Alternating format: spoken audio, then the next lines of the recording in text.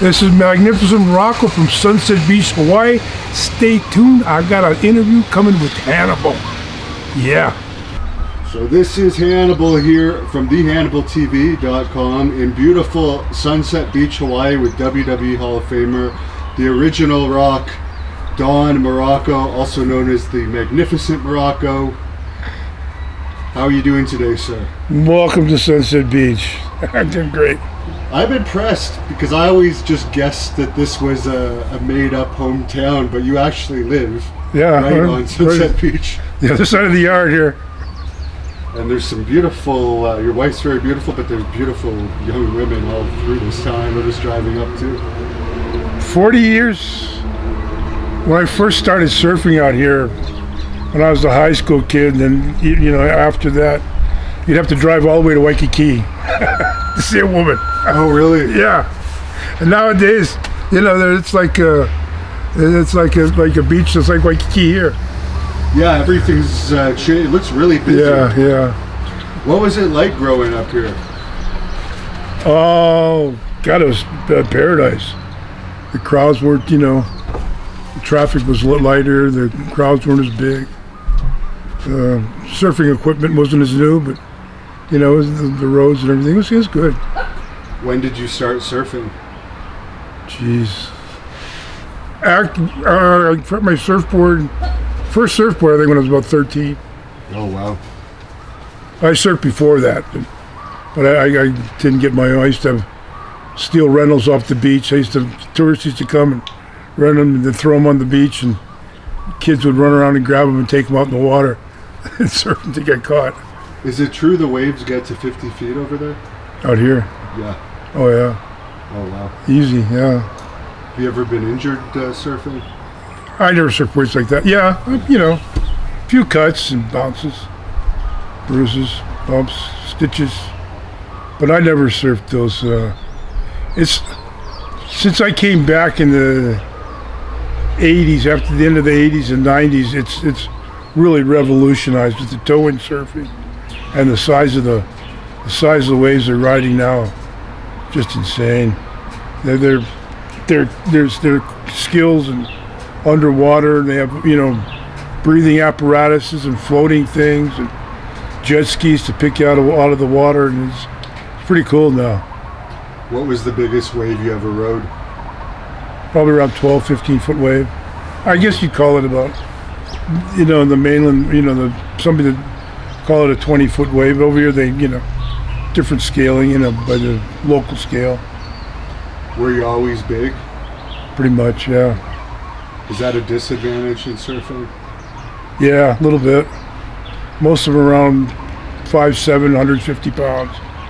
But there's, you know, it's growing now. Guys are getting bigger. You know, bigger, but there's still, you know, it's a lean guys, thin guys. It's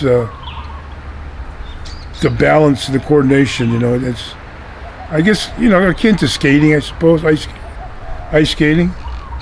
Not quite, but, you know, it's on the edge, you know, on edges and stuff like that. When did you start actually lifting weights? I was about 12, 13 years old. Dita Gucci in Waikiki, in the big, he had a gym, like, you know, when Hawaii was real primal. And I had hips. I hit by a car. Then I had hip surgery, so my folks put me in the. You know, I started working out there. I could work out a little bit. Yeah. I couldn't play football or surf or anything like that for a while. I started the gym. That's where all the wrestlers used to train and work out and stuff there. They come through. The guys that lived here, then the guys that are coming back from Japan and Australia, stop at Dean's gym and hang out. That's where I, you know, kind of got introduced to professional wrestlers and professional wrestling. Were you a wrestling fan growing up?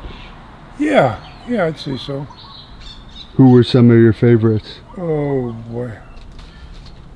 We had a lot of stuff off the magazines and stuff. Here we had Nef Mayava, Luigi Massera, Blassie was a big heel. He came in from Cal. He used to fly over from L.A. Then we had our local, Curtis, King Curtis. Yeah. Yeah, he was, he was a local heel, but. I was told to ask you about King Curtis cookies. Oh. Is there something special about those? LSD laced. Just Curtis. Were you close with Curtis? Yeah. Yeah, he's my wife's best friend. His wife. Oh, really? Yeah. He was like about 12, 15 years older than I was. So I watched him growing up.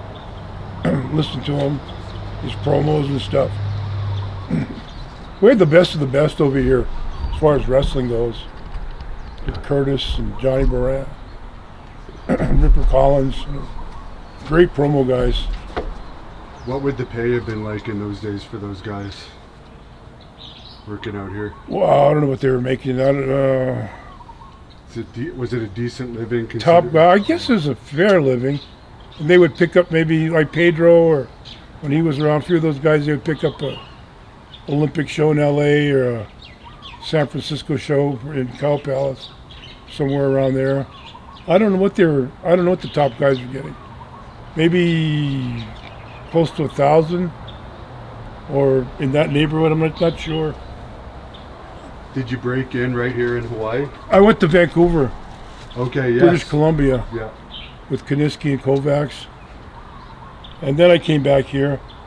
That's when I was doing, I was making about, on a good week, about $250. But we stayed right on the beach with a Waikiki Circle Hotel. It was like $150 a month for, your room and parking, and you're right on the beach and phones and everything. So it's close to Waikiki, you didn't have to travel.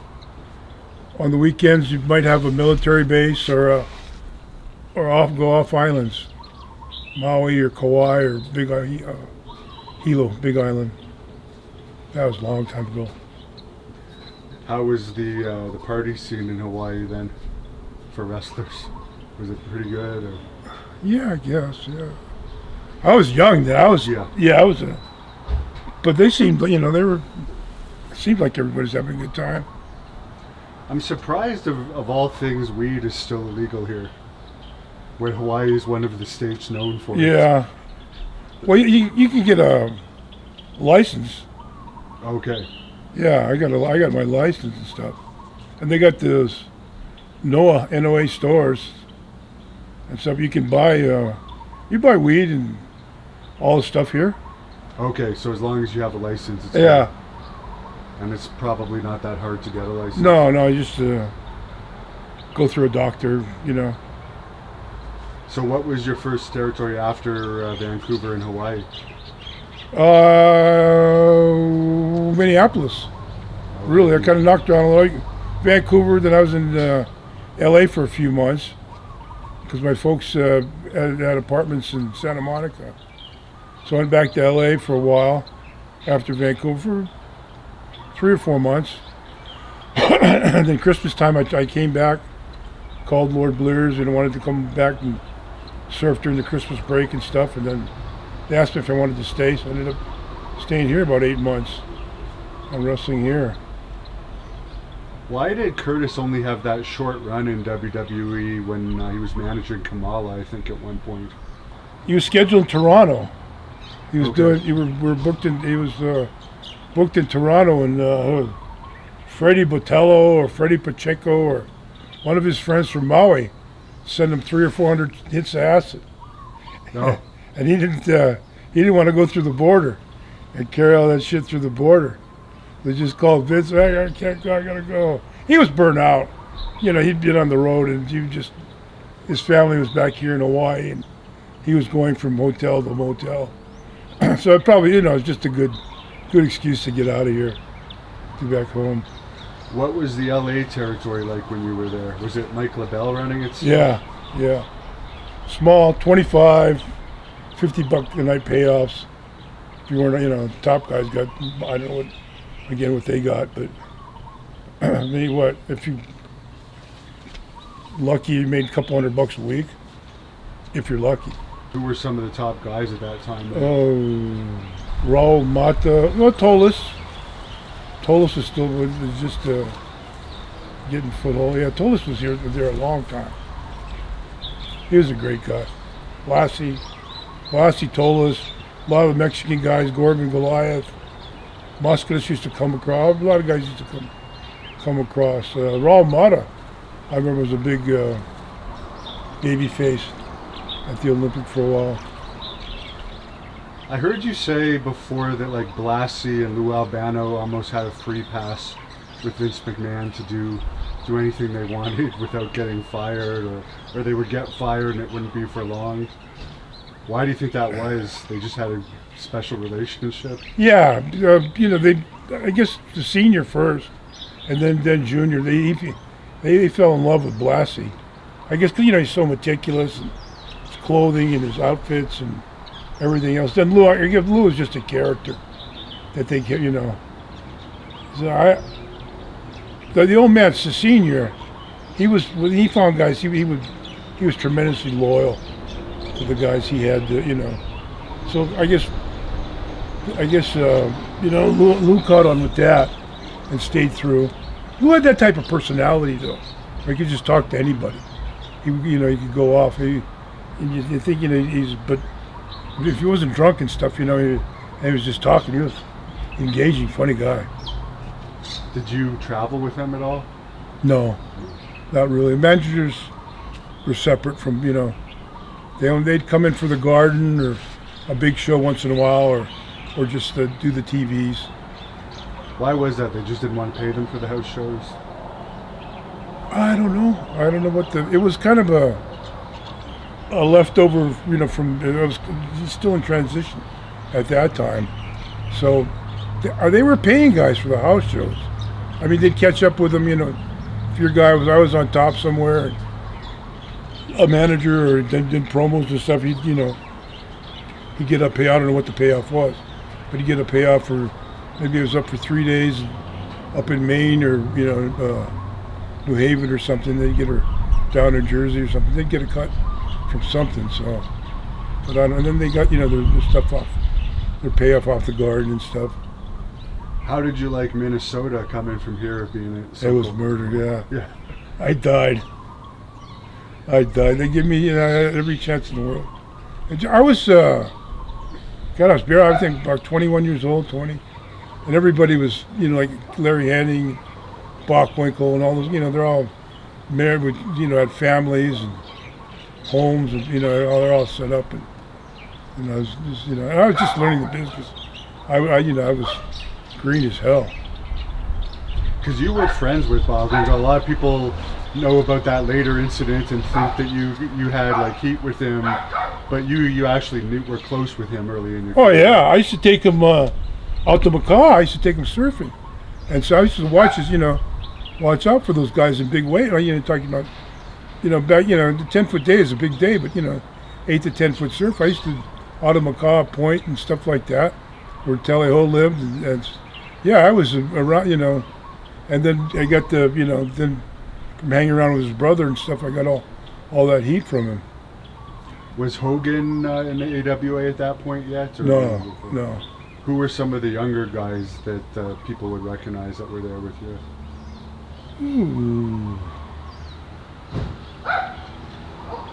Boy, Snuka came in later, but Dennis Stamp, he was a referee.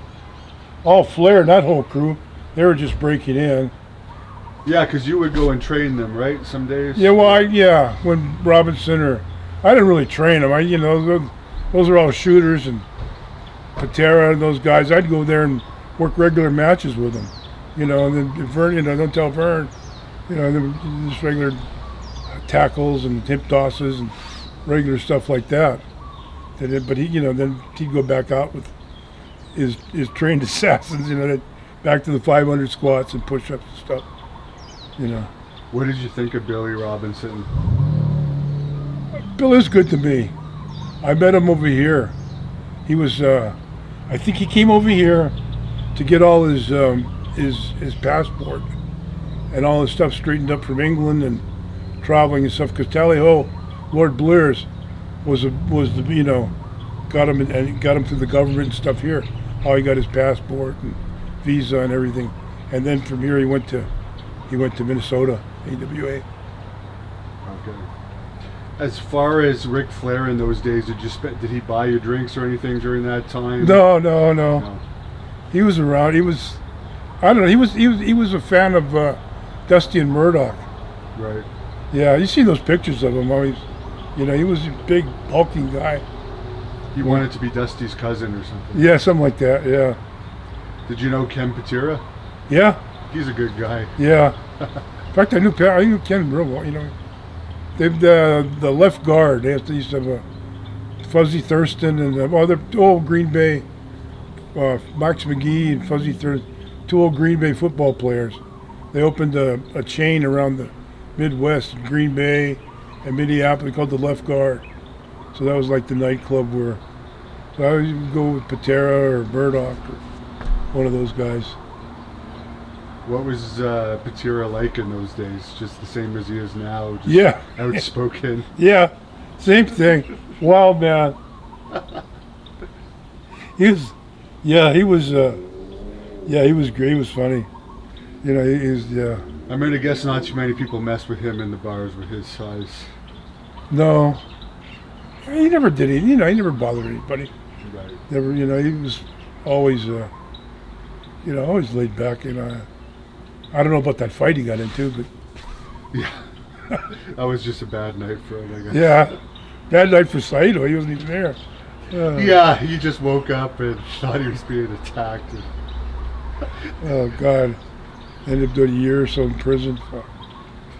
Yeah, that's terrible. As far as how much Ken could drink, could he put away a good amount in those days? Because he was telling me that he could outdrink Murdoch and could like keep up decently with Andre, but couldn't outdrink Andre.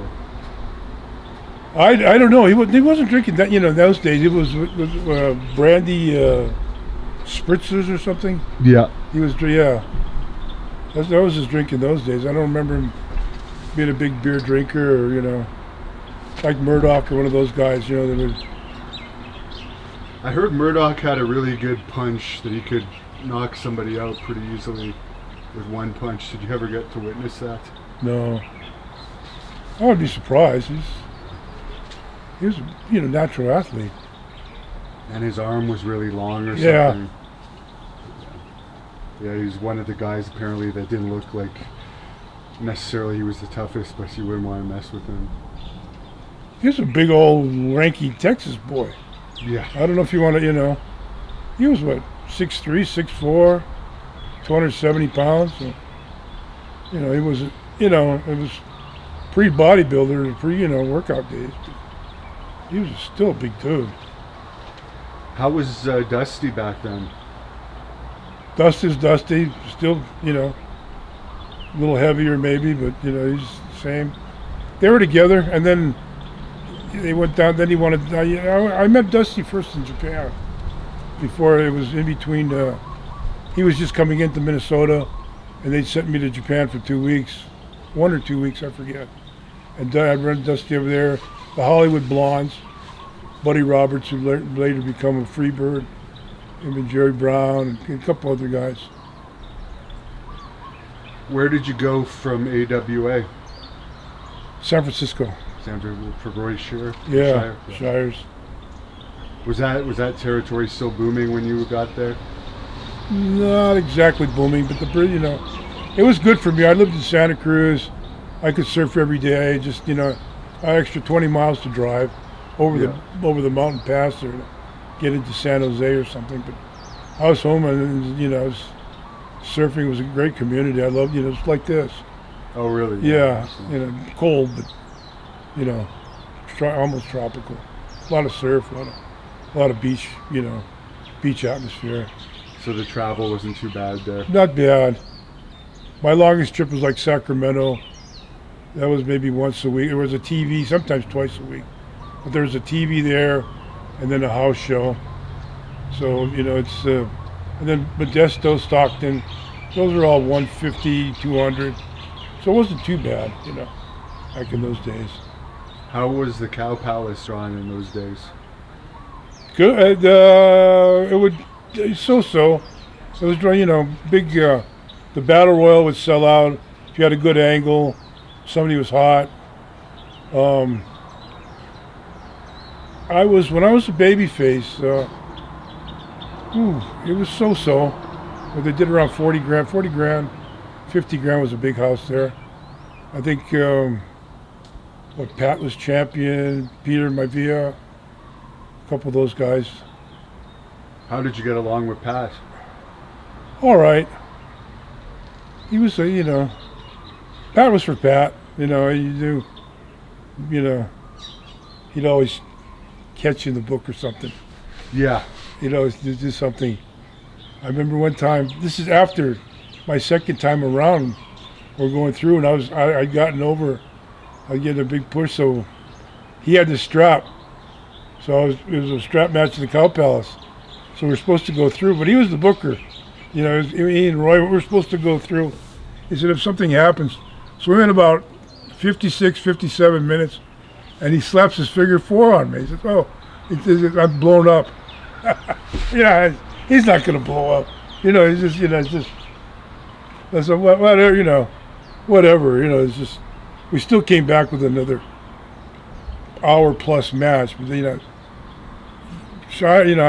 where I came back and went, what the fuck, I said, hey, talk to your man, you guys are calling, he's calling the shots, not me. What the hell, what'd you do? You only had 2 minutes to go, 3 minutes to go. So we came back. So Pat had a lot of power there, obviously, because he was for so long. Yeah. He was writing the checks. He was signing the checks. Oh, really? For Roy, yeah. Was he there right until Vince got with him? No, he came, when I came back, I left, on top there for one, then I came back, and he was gone. Moondog Maine, I came back as a heel, and then he was gone already, and then I ran into him in Florida. Okay. He was in Florida, then from Florida, and I went somewhere, and we ended up meeting up back in New York. Okay. Where he got back with Vince. And who else would have been in San Francisco at that time that went on to Vince? Rocky Johnson. Okay. Did you know him from here? I knew Rocky, L.A. Rocky was around. He spent a lot of time on the West Coast. Okay. In L.A. and then in San Francisco. What was he like in those days? I know he mellowed out in his older years. He was okay. He was cool. He always had a gopher. Yeah. He gets some guy to, meet me. Okay, we're going to the gym at 10 o'clock. You're going to pick me up? Okay, good. We're going then this and that. We'll do this and do that. And he had to driving and stuff, and then he'd always have some guy to, take him around and stuff. Yeah. Or to use it as a some guy used to be his gopher in the town. Rocky was always, he was in Northern California. He had a horse ranch, and he had horses, and he always had some kind of story. He was entertaining though.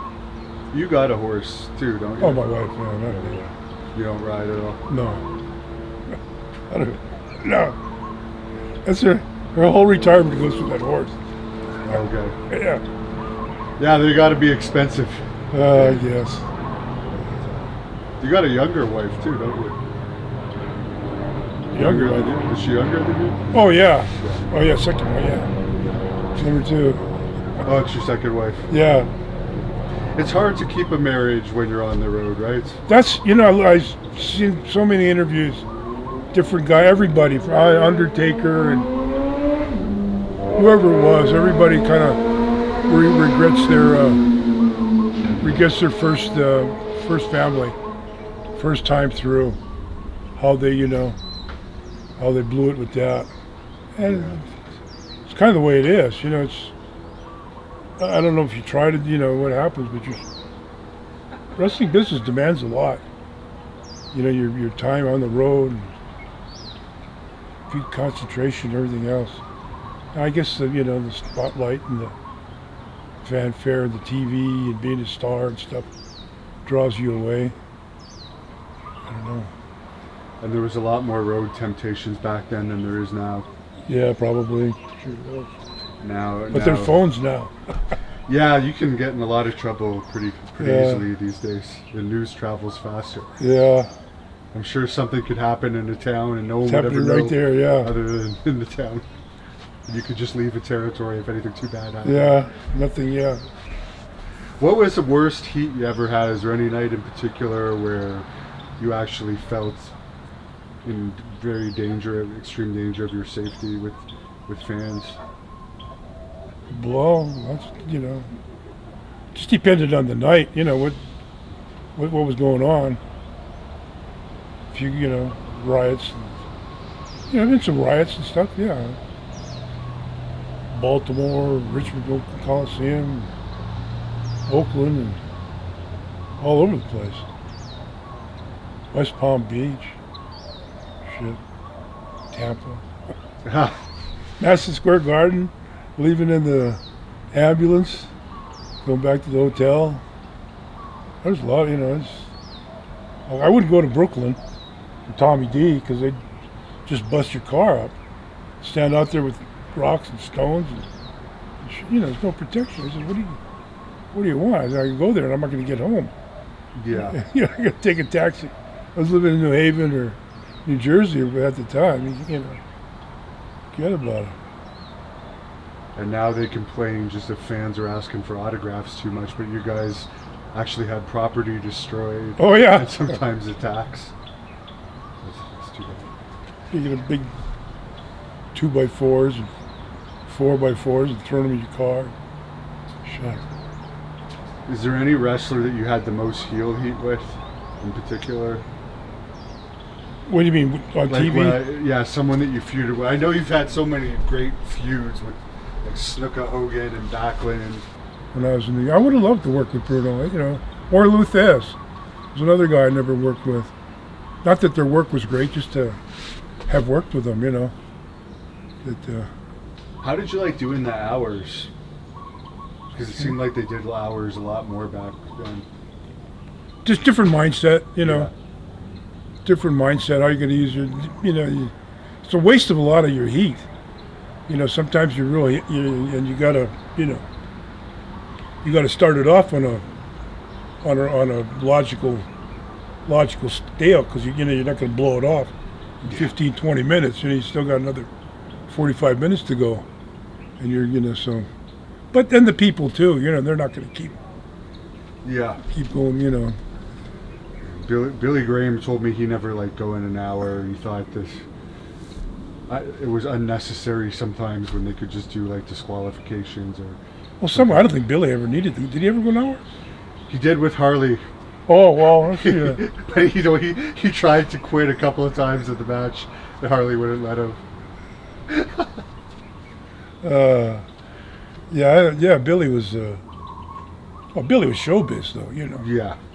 He didn't need to go an hour at any time. He was one of those guys that was, people loved to hate. He was a baby face. He was a heel, but he was a superstar. Did you know him much before he managed? L.A. My first run in L.A. in what was that 70, 71? He was. I don't know how it happened, but he ended up with Dr. Jerry, because I guess he came from Amarillo, where he was Dusty and Terry. Yeah. And then he ended up with Billy Graham. I guess Senior used to put him with somebody, like a babysitter, sort of more or less, and get him booked and stuff. So I met Dr. Jerry. Yeah, he was insane, wasn't he? Yeah. What did you ever actually see him do anything nuts? Because I heard that time Harley had to like lock him in a U-Haul to drive him to a town because he was so out of control. But they didn't want him to miss the next town, so they just padlocked a U-Haul. I wouldn't be surprised. Yeah, he was. He was legendary. He was. I remember he gave us a ride to the airport one time. He had a bottle of wine. He hit it on the side of the thing. It was all and he's drinking it. Yeah. When he was all ready to go, In wrestling, though, that's pretty normal back in those days, right? If you get in a car and you see a guy doing that. He was, yeah. But like normally in a normal job, you'd be like, I'm not getting in this car. But in pro wrestling, it's like, okay. It's another night, yeah. Yeah. It's just part of the business. So when did you start getting booked with WWF or WWF? Out of Florida. After I turned heel, I've been to Florida as a babyface for a while, and then I went back and switched heel.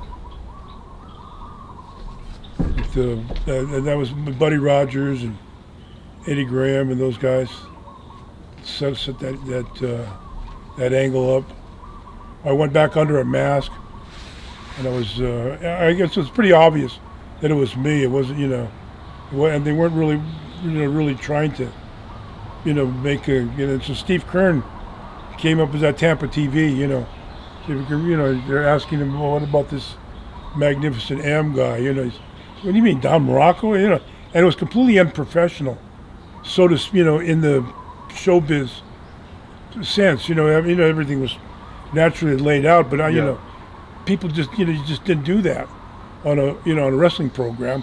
You didn't expose the masked guy. That's all the, that's the Dr. X. I was Dick Myers. That's Johnny Walker. Nobody did that. That was unheard of. So it's kind of, So I went in the ring, and I shaved my head. Mike Graham shaved my head that morning. So I went in the ring mad as, they exposed me. Steve Kerr came in.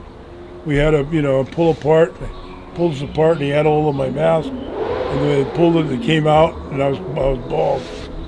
So that was. And then I had that Asian Spike, and built Buddy Rogers and Eddie Graham. They put me over, so I wasn't going to argue. This coming from the office, the top there. So that was, and getting to work with Eddie was cool, and Buddy at the time. Then something happened, Buddy was gone. So they just stayed there. So, and then it was after that I got booked in New York. What was Buddy Rogers like? He was great, man. He was great. Ultimate con, so smooth. Well, you've heard of Vince Sr. Yeah. How smooth and silky he was. Well, Buddy was the same thing in the other direction. Yeah, baby. I knew him in Florida pretty well. I was always, me and King Curtis hang around him, and because Curtis knew him from Mark Lewin and stuff. Yeah. So Buddy was for those guys, Buddy was the man. For the old timers, the guys that were ahead of me, Buddy was it. Buddy was the Ray Stevens of their generation. So we'd hang around. And Curtis would feed him. Curtis with all the gig marks, and we talked to Buddy. So we knew Buddy. So then I went up to New York. I stopped in Florida and picked up a car and stuff. So I came up to New York. So we stopped in the Atlantic City where he was working at the Playboy. So we're trying to work, and he's walking in back of him. And he's got that huge canary diamond on his hand. He's walking down there. We're following him down the aisle in Atlantic City. Just with his tux on and that walk he had. And people just standing back. He was a sight. Yeah, he had like an aura about him, I guess. Yeah. Even when he was not wrestling, he was one of those glad hand guys at the Playboy Club, Playboy. He was with Snuka for a while too. Yeah. Was that during any of the points where you were working with Snuka? It was at the beginning. At the beginning. Yeah, it was at the. We were supposed to break off into tags after we went through the cages and the strap matches and all that stuff. We're supposed to break off in tags, me and Lou, and him and Buddy. But something happened and Buddy was gone and ended up with Arnold Skolin. Okay. So it was Jimmy and Skolin, which wasn't quite the same team, but everything was hot enough that it just kept rolling right through. Yeah. Yeah, because it didn't seem like Buddy Rogers and Snuka might be the greatest pair outside the ring. Yeah. or on the road. But in those days, they would have like an older guy with a younger guy quite often on the road. Yeah. To Yeah. make sure, watch over. Well, Jimmy had reading, understand English and reading and the troubles like that. So they tried to have a guy with them lots of times. Jimmy was trained in Hawaii, right?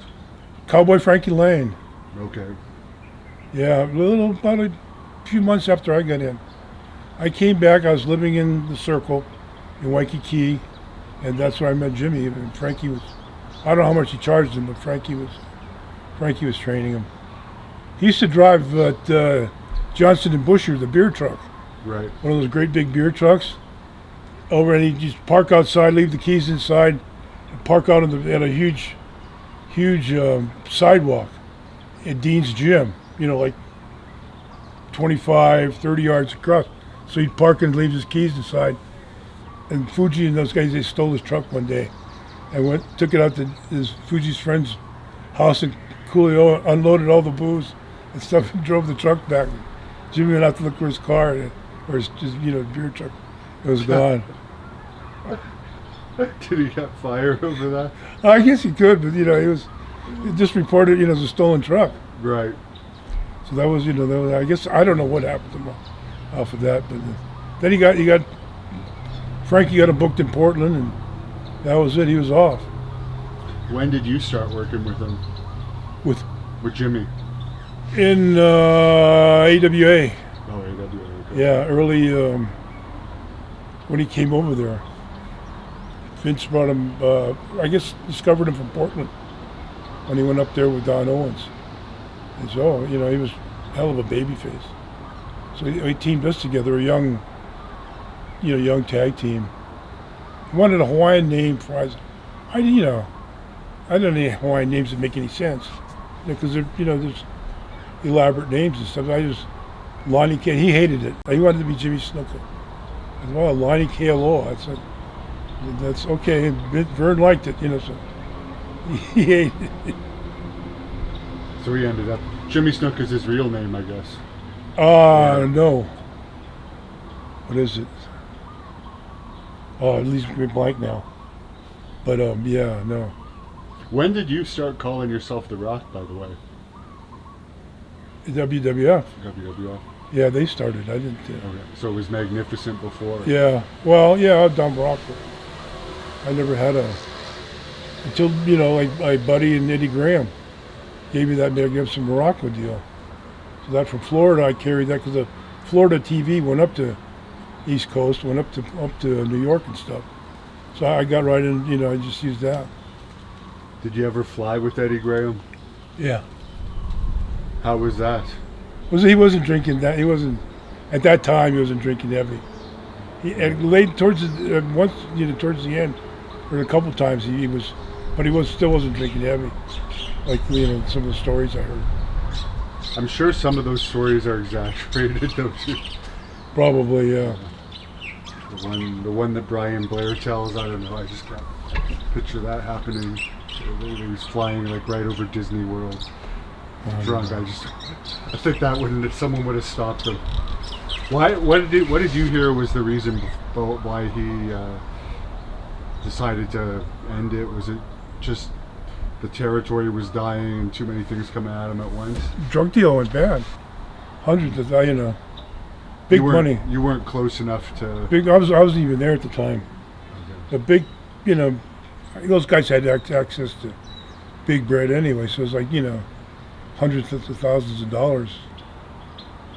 Was Kevin Sullivan's told me some pretty wild stories about the Florida scene. Was that one of the bigger party territories? Yeah. Yeah. In the 80s. You guys lived a very interesting life, being a wrestler at that time period. Florida was a hell of a territory. Who else was there around that time?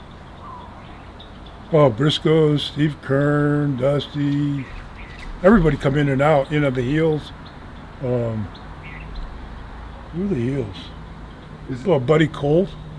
Right. Yeah, Carl Cox, Buddy Cole earlier. And Fullers were there. God, who were the champions?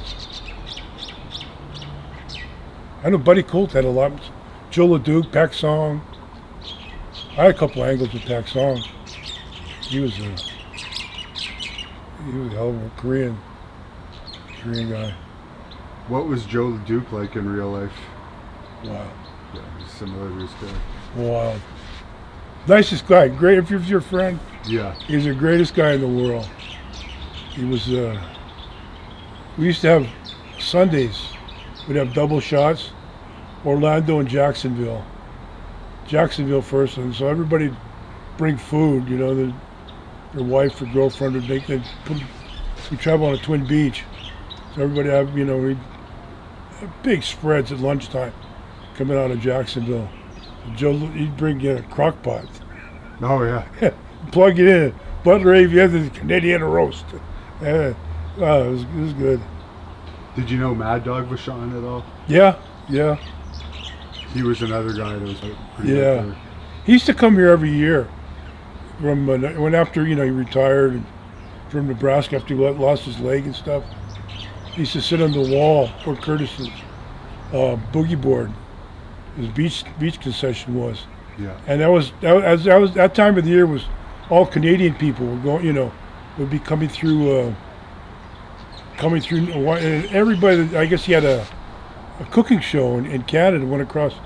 So all the, hello, Mad Dog, bonjour, mon ami. And then, you know, they'd all go by and he'd just screaming back and forth. You know, he was a big baby by then. Yeah. You know, and he'd have the oil and the thing. And, you know, oh, yeah, he was a classic. Would you say he's one of the toughest wrestlers ever in the business? Seemingly, yeah. He would bite people in fights. And Yeah, stuff yeah. But he was an amateur wrestler. And he was in the Olympics, wasn't he? Yeah. He was a legitimate dog, too, I guess, you know. Yeah. Yeah, I heard that he could, like, take a beating so badly that even if it was a bigger person, they would just eventually get blown up, and then he would destroy them. I heard a story that was like Watts, Larry Henning, Lars Anderson, a bunch of those guys standing around Harley. All of a sudden, the guy came up and he picked on. He wanted to pick on Mad Dog, of all the guys. You know, I did not want. You know, after backing down 3 or 4 times, that was it. You know, the eyes, the hair, and stabbing with forks. Yeah, he would have been in jail if he was alive now. It was 20 years. Yeah, 20 years. He was 20 years ahead of his time. Yeah, the biting and the forks and you know. That being on a cell phone video would be like a viral thing. But yeah, that's just another story on the job for you guys back then. Yeah. Mad Dog stabbed someone with a fork last night. That's hilarious. He was a good guy though. Yeah. Yeah, you always heard he was the one that people picked on. Yeah, well, and he was the shortest. Yeah. Of all those guys. I mean, if you looked at him, in the eyes, you know, this guy's not. Elevator doesn't go all the way to the top. Did you actually wrestle Harley much? Or? A few times, yeah, quite a bit. When I was babyface. How was he? As good as everybody says? Yeah. Easy. Well, I never had a heart. You know, I was the same. It was like that in those days. It was back. You know, the Harley race. You know, toughest guy in the world. You just work with him. It's just another night. You know, and you know, man, how tough he was, or Bill Eadie, or one of those. You know, working with me, or working with him, or working with Harley, or you know, the guys that whoever worked around in those days. It wasn't, you know, oh, this guy's really tough, or this guy's he's a badass, so I'm going to have a hard match. No, it was, you know, nothing like that. Nobody, there was, you know, you're a badass. I put you over. I did a lot of baby facing, a lot of healing, and you know, never, you know, guys that probably weren't that, you know, exciting to work with or, you know, thrilling to work with, but you know, there's nobody that dominated you, or nobody you're afraid to work with, like Robinson, or Dory Funk Jr., or anybody like Bob Roop, or anybody like that. You know, any of those guys. There was nobody. It was everybody back in those. It was everybody worked together. You know, it wasn't. Right. Robinson would eat some people up though if they were. I suppose, yeah. If they pissed him off or he felt he could get away with it, I heard. Oh yeah, I guess. But you know, the Mongolian Stomper left the ring one night with him. Oh yeah. Yeah, Could be. He left the territory. Apparently, they had him against Robinson, and he rolled out of the ring. Kept rolling. Back, grabbed his bag, and said, "I'm gone." Yeah, some guy, you know. No, I don't need this shit. Yeah. But I mean, yeah, I understand. You're working every night. You don't want any problems. Yeah, and it seems like it's turned into a whole personality. Yeah. When Hulk and Vince and all those guys took over, it's been, you know, the guys back then used to be characters. Yeah. Mad Dogs and Dutches and you know whoever guys were characters that came around. Now they're creating characters, and they're making this guy up. You know, all the cartoon guys they're putting together and the stuff that you know the characters that they're putting. But these guys are used to actually be characters that were the wrestlers. Yeah, now those guys for the most part don't have jobs because they don't fit into the corporate structure. There's some like the Brock Lesnar's, who I guess is collecting a paycheck for doing nothing. I don't know. Because he hasn't been fired. They're just sitting in him at home, and I think he makes like $12 million a year. Wow, good for him. Yeah, and he's got a farm too, so I'm sure he's making the farm money. Yeah, because I've heard some people say, "Why is no one standing up for Brock Lesnar?" It's like he's sitting at home getting paid. Why should anybody? That's easier than having to work. Why is he standing up for it? Because he's not working? Apparently, he had sent a text message or something to the woman that was involved with Vince. So they haven't fired or anything. They've just taken him off TV until the lawyers find that it's blown over enough. He's not being accused of doing anything other than apparently they had some communication about possibly meeting, but it seemed he was too drunk to go back or something. Yeah. But why would he have any issues getting women that he would need like Vince McMahon's groupie or whatever the hell you want to call it? Like Brock could have anyone he wants, I'm sure. It's a strange story. She hired a publicity firm that's represented Obama and Biden to publicize everything she does in the case. That's where I lose some sympathy on it. I believe everything. The shitting part. I don't know. I think I think it's just it could be, or just it's just a eye catch. You know, it's just well I'm going to listen to this story. You know, what's this? That's how crazy this bastard is. You know. Yeah. And that's the hook. Whether it's true or not, you're buying. I'm buying that. There's no proof of it. Like that I've seen. There's not a picture of it or anything. It's just her saying it. And then allegedly Johnny Ace had to have sex lay there. Yeah. Yeah. But what was your reaction? What has your interactions been with Vince overall? Get along good. You know, it was all right. He was just starting his descent into madness at the time. Right. Going along, he was power mad, but we were stretched so thin back in these days. Wasn't and we were making new money. It was not the kind of money they're making now. Nowhere near. Yeah, now the minimum main roster is $350,000. Yeah. For 1 or 2 days a week. That's unbelievable. Yeah. And they complain. Yeah, it's annoying. And everybody bitches, I can't tell. They complain about everything. It's whatever. I guess it's just they're lucky.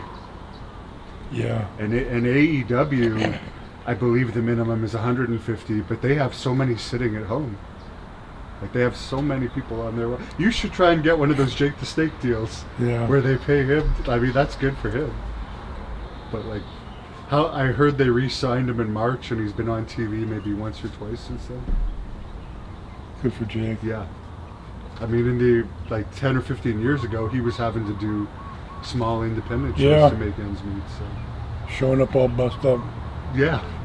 I'm sure it helps his sobriety that he doesn't have to do that. Because it's depressing. Right? You never did it that much, but it's got to be depressing sometimes. Yeah. Like if it's a bad indie show where they haven't promoted and you show up, and it's like, why the hell am I doing that? Yeah. And guys are leaving with the money, and so it was the beginning. You got a real job after wrestling. Yeah, right? longshoreman. And stevedore. Smart. I was lucky. When did you first meet Dynamite Kid? He was he came for he was coming through. He came through from Calgary, and I don't know what he's doing, but when Peter by Via was running the territory, I came in here. Yeah, we were working in Pearl Harbor on the naval base. Yeah. And they had a thing where before the matches started, they were inviting guys, if you want to get in the match and see what a suplex is like, and they were suplexing guys, and so I was, what are you doing, Peter? These guys are going to freaking kill these, and belly to back. So I'm boom, slap. So I was, hey, he's going to break some guy's neck or something, and get one of these guys arrested. So this guy's out of there, They're just in there stretching, You didn't have to tell Dynamite twice, to hurt somebody. It was fun, Oh God. He had a mean streak, I guess. And I wanted to ask you, because you always hear the Jacques Rougeau's side of that story, and I've got it, and I've got Raymond's. But I know you were friends with Dynamite. What's the other side of it from Dynamite's perspective? Because Jacques mentions even in the story that Dynamite was always hanging. It was Dynamite, Davey, Bravo, and you were like a little clique at one point behind the scenes. I guess they were cutting their clothes up and doing whatever they did. And a few nights before he got hit, we're sitting. The way I remember it, we're in Miami, I think, down there somewhere, and Raymond, the brother, was like you're close to me, like you're. Dynamite walks by and slaps him in the head, or Jock or something, I guess he had a bad knee. Not now. It's right in the middle of everybody in the locker room, and Doc, Dynamite. I don't know. He went after him. I don't know what he'd gone to the office or something to come back. And we didn't, he was going after everybody, ribbing everybody, Outback Jack and all these guys, so I didn't realize they had a real feud until, he slapped Ray's head, that they had a real feud going, you don't pay attention to, pretty much just working back, like Undertaker, Bill Eadie, and just working with guys, it wasn't that competitive and stuff at the time in the ring. Guys were still working together. And then a couple nights later, and he hit him with the quarters, the brass knucks. I wasn't in the town when it happened that night. I just saw him the next day when we were going to Europe, and the teeth were missing. And so he's still with him? Like that. Yeah. Look at that, blue. Is it true that Jacques told Dino Bravo that if there was any, to tell Dynamite if there was any retaliation, there was going to be some type of mob hit? I don't know. Do you find it weird that Dynamite never retaliated? Because he ended up leaving WWE anyway. So. We got fired pretty soon after that, didn't we? Oh, didn't you all get fired? Yeah, in Europe, yeah. Me and Buck and him and, I don't know what him and Dan, well, I guess they were residual from that, the Rougeau thing. So that's how they got, but me, I got, European vacation. Yeah, people crack over there. Oh yeah, it was before. Poor Buck, they set him up to dump me. Were they just working you guys too hard at that point, and why you supposedly you peed on him? Is that true? No. Okay, because the way I think Billy Graham may have told me the story that because he was managing you at the time, right, or something, or you had just done an angle with Billy. Yeah, I was just started an Angle Bill. Yeah. Yeah, because that led to him being a commentator and then getting moved. Yeah. He said that Bockwinkel was looking at you peeing in a cup or something, and you peed on him. No. Okay. All right. I was supposed to get the Captain Pecker Checker. Oh, so you just called him a name? Everybody called him that. Okay. Yeah, not me. No, he hated me because his brother. His brother was a stone cold junkie.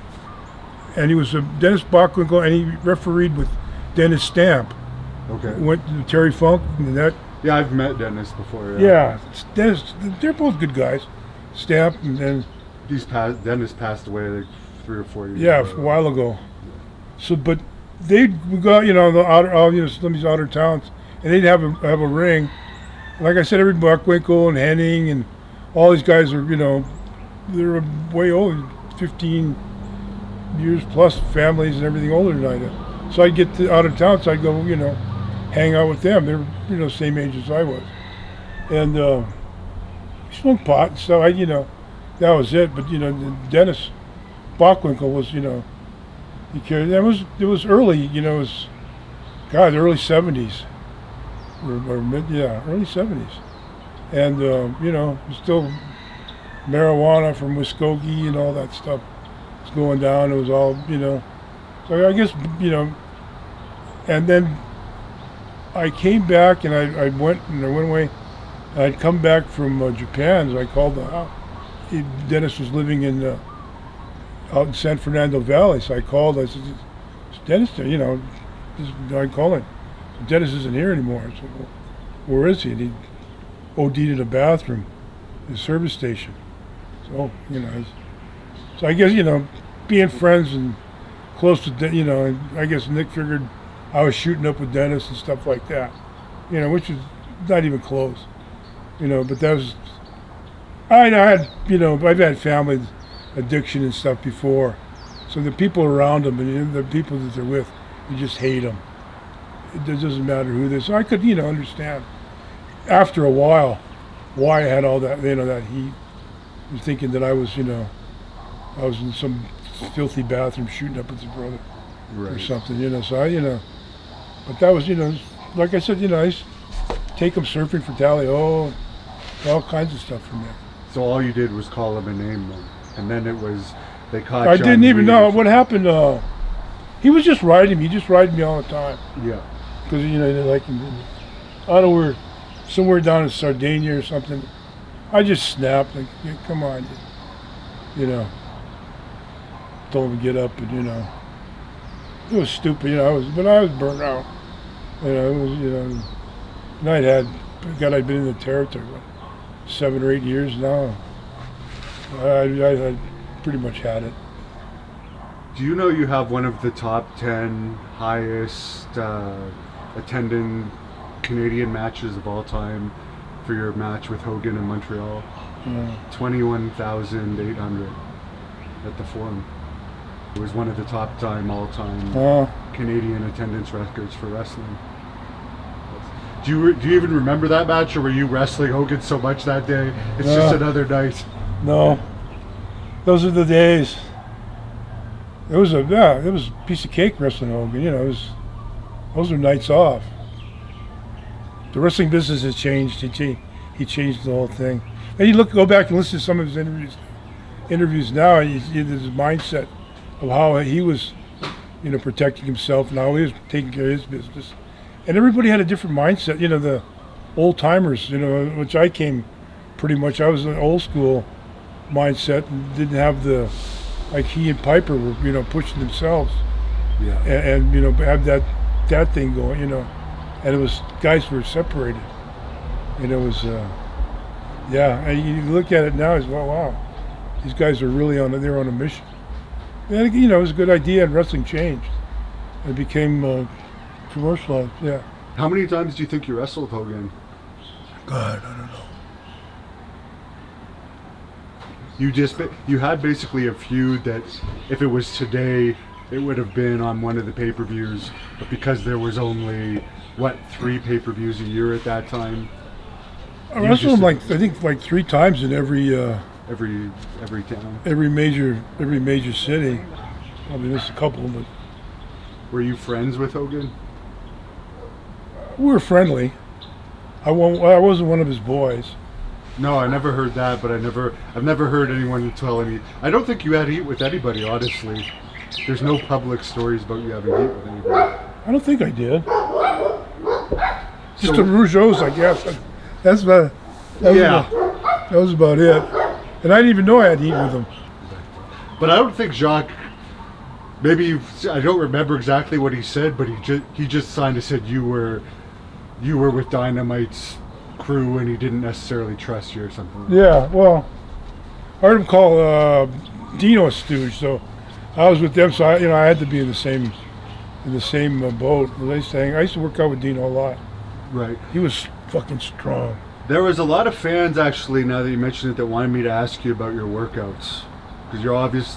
At some point, I even showed one of my friends from the gym the other day. That's a bodybuilder that doesn't watch wrestling. Like what your physique was like at his prime. He was amazed, especially like your side delt, Shoulders, yeah. and traps, and you still got the. I'll get a picture of your calves after, but your calves are incredible. You still got the vascularity.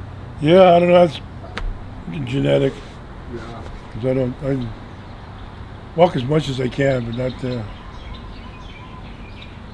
So as far as your workouts, like you're on the road with WWE, what you only get 3 days off a month, 4 days off a month. What would be your typical routine? You get into a town, you work out, you go to the show, or would you work out the night before? I heard the Ultimate Warrior would work out in the middle of the night, so fans would. Not me. We get into town, rent a car, hotel, meal, gym at some time of the day. Then the building. That was it, If you're flying, and you had every town you went, there was a gym, that you'd become accustomed to or familiar with. So that was it was just like a routine daily. If people came up to you as a heel, would you kayfabe and be a heel all the time, or would you? Depends what mood you're in. Yeah, but that's the advantage of being a heel, right? Yeah. You can just be like, let me work out. Blow them off, yeah. But normally you're trying to get around, get by in public and stuff. You don't go into a restaurant and heel or something like, most of the places your restaurants. Unless you're the honky tonk man. Oh, yeah, well. I like to. Oh, I like him too, but I would like some of the time he's funny. I used to get my bag when I started the independent shows. Go sit right next to him. He had gossip. I said, what's this guy doing? What's happened with him? What's this guy? He'd have the story on everybody. Just have the whole lineup. The one thing I hate about today's wrestling, I don't know if you agree with it or not, but is it kind of sad that the heels, if you piss the fans off too much, now you have to like publicly apologize if you get any type of real heat, or maybe you don't follow it enough to even know that. No.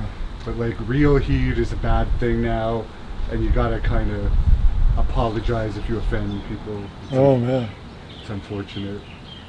I spend my whole time apologizing. That would be Yeah, it's unfortunate. I've been a heel kind of in Puerto Rico and stuff, where just at the very end of the time where you would still kayfabe, so I had some experience of it. And now it's just a show. But as far as your workouts, what would your split be? The arms, chest, shoulders, back, leg. I don't know what. Depends on the day. Whatever. I don't remember back then, but regular splits. Whatever, maybe a buys and back or buys and shoulders. I don't really remember. Chest was obviously a big day. Yeah. Chest and tries or something together. Chest and buys, back, and I forget how I don't remember how I put them together, because I've gone through so many different workouts since that time, Anything in particular for the traps that you did? No, just you know what happened? I got hit by a car, and I had that hip surgery when I was a kid. Yeah. So I spent months on crutches. Right. So crutches, the triceps and the dips and stuff. I think that that did a lot. That explained the whole lot. Right at 12, 13, 14 years old, all that time, right in the growth period there, where just everything just hit on my shoulders and triceps and stuff like that. So for arm day, any exercises in particular that you found really got that size on them? Jeez, we used to work around it. Some days heavy days, some days concentration. It's like I guess pretty much how you work out now. And I've been really away from it for a real long time. So everything was was serious and kind of scientifically, or logically planned. How the arm, stacking, unstacking, weight, different routines and stuff like that. I mean, I think it was logical. I don't remember what a lot of behind the necks with flies and uprights with front raises. A lot of good shoulders and all the chests were pretty much the same. And then later they came out with the different machines, different machinery and stuff, which was real cool. But it's still at that time, it was pretty much 8 for 315, 315 for 10. And you didn't go up too much past that because it would aggravate injuries, or? Yeah, it'd be hard to keep. I went one time. I went up to 500. That was a waste of time. I had the Sheik. One time the Sheik was spotting me. Yeah. And I remember it was Columbus, Ohio. Ice cold outside, frozen. And one time SD, somewhere around upstate New York once. But that was the only thing, I was fooling around, and I didn't make a habit of trying. Tony Atlas liked SG, but he was telling SD, telling me the other day that he was kept around so long because he would give information to the office. Did you ever hear that? Who, SD? SD Jones. No. Our office wasn't like that in those days. No. No, it was barely an office when he was when SD was there. He was like Davey O'Hannon had all those guys working for the newspaper. Davey O'Hannon was Jesse with the unions. Yeah.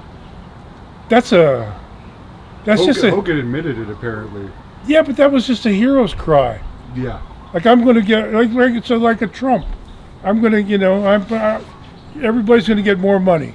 Yeah. And you can't if you're. I've been a heavy union guy for over the last 30 years. Yeah. And it's disrespectful to a union guy. I mean, they had to you got to put on the vest and the hard hat and the steel toe shoes every day and show up for the hours and Yeah. And like to expect somebody's going to have a 401k and a medical plan. You're going to keep expecting wrestlers to keep paying in to a 401k and a medical. Even if they change territories. Yeah. I mean, it's just I'm going to do this. It's just it's a shout. It's a scream to get over with. But there's no reality. There's no reality based in it. And you need the turnover in wrestling because then you'd have the guys that are stale stuck in the job. Yeah. Which is bad for the whole business. Yeah, but it's not. Yeah, it's not that type of business where, you can work for 20 years in the same place. And the actors union, there's a million acting jobs. Literally, there's thousands of acting jobs. Where wrestlers, there's like 100 good jobs, maybe 200 now with AEW. Then how do you break the pay? And the who's on top, and we're out. The union's going to outlaw this move because it's dangerous, and it just doesn't. It doesn't wash. It sounds good to say. I thought of that. It crossed my mind years and years ago, in the same time. But then, You know, it's it'd be, medical. What's better than your medical? Well, you guys in Canada, you have that, your It's free, but it sucks. your medical plan. It's horrible. Well, I got my medical now from down at the docks, but Yeah. but you can't expect the boys, they lose their job to keep paying into a Yeah. medical. You can. I mean, but it's not feasible. It's you're dreaming. You think somebody's going to keep paying this bill off, put money into your 401k, put money into $300-400 a month into your medical, and when you're not working or your pay's dropped. You're gone from WWF to working Tennessee or something. Did Jesse talk to you around that time? Because I think No, you were at I've just seen the story. You were at WrestleMania too, though, weren't you? Yeah. And he claims that he had talked to everybody and everyone was on board. Maybe what was he in Chicago?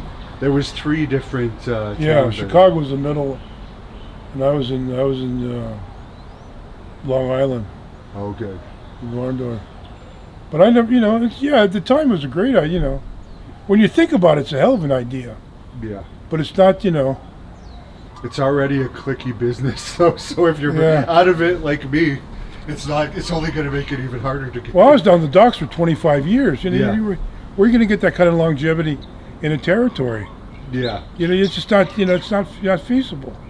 It's better like Cody Rhodes. I heard you say you like him. I mean, it turned out well for him that he left because he may have never got out Yeah, of that yeah. Stardust position otherwise. Now he's one of their top Experience guys. and developed he got a hell of a plays. promo. Yeah. I think he's a hell of a promo guy. Yeah, he's one of their top guys, and apparently he does all of the shows. Yeah. Even though there's not as many. You can tell. He's not like He's got his hand all over it. Roman Reigns that'll only do like 4 a year or something. I don't know what their deals are like now, but I know they got good ones. Yeah, there's a lot of limited date ones. Like I hear the Young Bucks and AEW have like, and I don't even know if you even know who they are, but No. apparently they have a $6 million each contract for limited dates.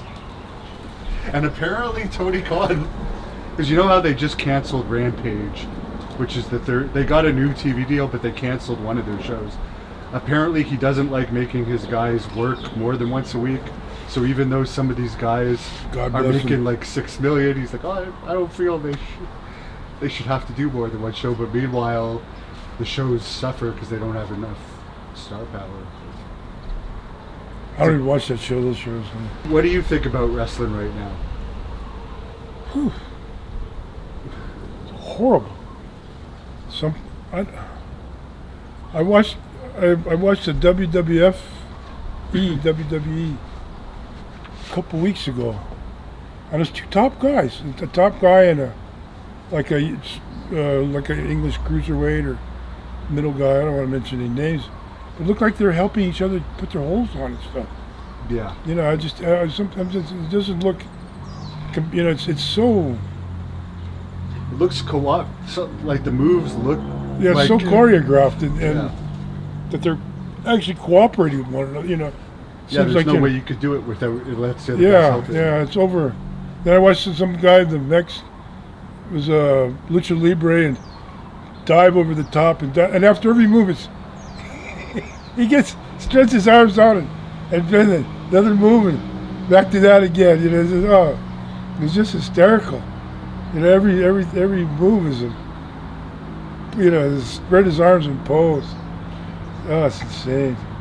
Do you think the leg slapping is overdone now? Because it seems like, especially in some companies, like I watched one match, WrestleMania a couple years ago, the Usos against Kevin Owens and Sami Zayn. There must have been like 26 leg slap kicks in the match, and it's like everybody knows the trick now. Mm-hmm. It's not like when it was just Chris Adams doing it. It's like, I don't watch them. I don't watch. I don't even know if you know what they do, but they like do kicks. Yeah, and yeah, slap the leg, but it's it's like everybody knows what you're doing. Like it's all The old timers used to do that side punch and all kinds. Yeah. They all used to do that, but Yeah, I don't follow the matches that closely. And then you'll see, this just drives me nuts. They'll be in a feud, and we can't really say anything because they're making more money than ever, I guess, for whatever reason. But they'll do a newspaper story during the feud, totally out of kayfabe. Oh, I love working with this guy. This is Oh great, yeah, this yeah, guy. It's yeah. like, why do I even want to watch? Like, Yeah, there's a lot of stuff I don't understand. But like you say, they're making more money than ever. So like I could see you feuding with Snuka, having like these bloody battles, and then doing a newspaper. Oh, I really like it. Like, we're both yeah, I love him. Yeah, fun guy. I'm really enjoying. I like working with him. yeah. Removes all the mystique, any type of yeah, it removes any type of mystery or something you can have there. Now, you were, of course, in that historic Madison Square Garden match where Snuka dove off the top of the cage. I think it was the first time anyone ever dove off of a cage. Of course, now we see it more often, but I guess that inspired Mick Foley, the Dudley Boys, and a bunch of other guys that went on. Right. What are your memories going into that? Was that planned, and what do you think overall that's one of the most legendary matches in wrestling now? That was Jimmy. Yeah.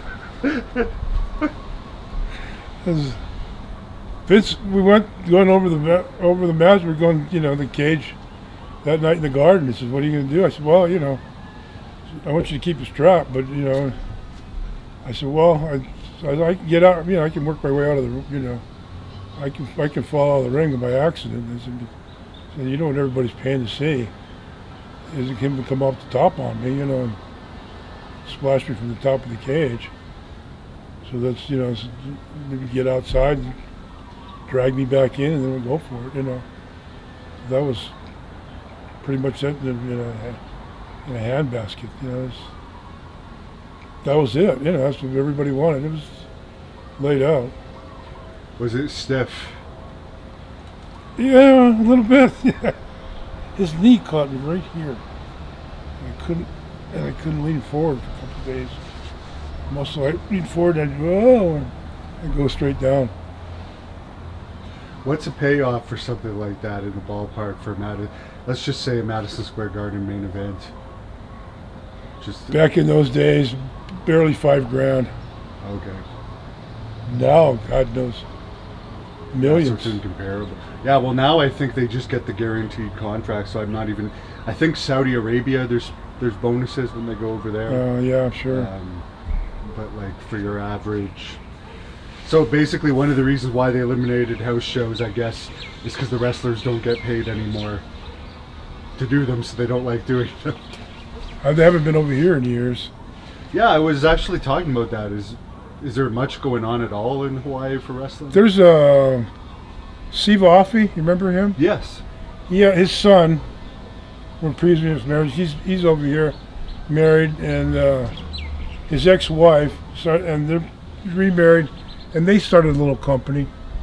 I don't know how I went down. I did like their first six or eight TVs for them when they're when they're starting off. So I just went in and he's Siva. I knew Siva way from New Zealand. Why didn't he get a better push? Because he had a good look to him. I don't know. Just they already had the Jimmy Snuka, and in those days they wanted the one ethnicity. Well, Jimmy was pretty electric, though. Oh God. Yeah. Jimmy was like a natural. He could work, and regardless of what, Rocky Johnson actually told me that he could have been Hulk Hogan if it wasn't for that incident in Dark Side of the Ring. He said that in some towns he was over like Hogan. Yeah, he was like over like nobody's business, but he didn't have the gray matter to carry it through like Hulk. Hulk had a whole different attitude, making money and everything else. Where Snuka was, pretty much into Snuka. Yeah, and he loved being a star, loved being a wrestler. Hogan was, investing money and and growing exponentially. And Hogan had a different. Hogan and Vince, that marriage there was the one that that was when wrestling kind of changed. I mean, there always was a top guy, and you'd work to put the top guy over. With the New York TV and where their TV and everything fell in line, and just worked where he was, he was the focal point, and you could just work with him and bring in on the same premise like it was before, where they bring in a heel to work with the champion every 6 months or 3 months or whatever it was. But it was, but Hulk was a whole different character. Could carry those 10-minute interviews and 10-minute speeches in the ring, just go on and on and on, keep talking, and it just, was a big change. If you're about to wrestle Hogan, is there any type of pre-match discussion, or is it just let's talk about it in the ring, and then if you're wrestling 3 months in a row, you just basically know the finish, and you just go in and do it? Well, whatever they want, yeah, it just changes. You get together, you probably, scratch out something, you don't want to repeat yourself from Philly to Baltimore or something like that, Yeah. But there's no, there was no. Hulk was like Roy Shires used to have a formula. He used to have, when his territory, you start, the heel gets heat right away. Then first you call it chopping meat. You go in and you chop meat, minute, 2 minute, whatever it takes to get your heat. But that can be determined if you got your heat anyway, and you go into the ring and you got, and you work in the corners and stuff. And you got the crowd going.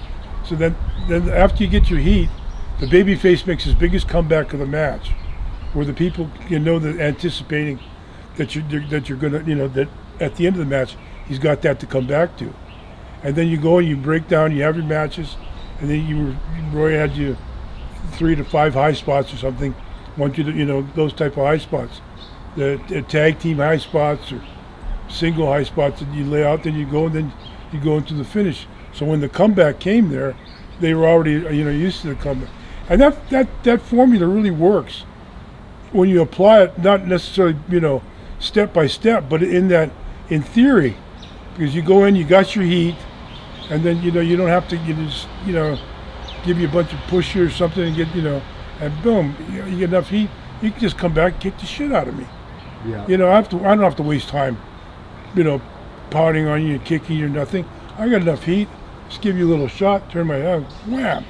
Here you come, big comeback, grab a hold. There we go. We were down. Then we go home. Then I take over, beat the hell out of you, work. Then big comeback, and we go home. And that was Royce. And then Patterson and Stevens and that. Probably came from Ray. But Ray didn't.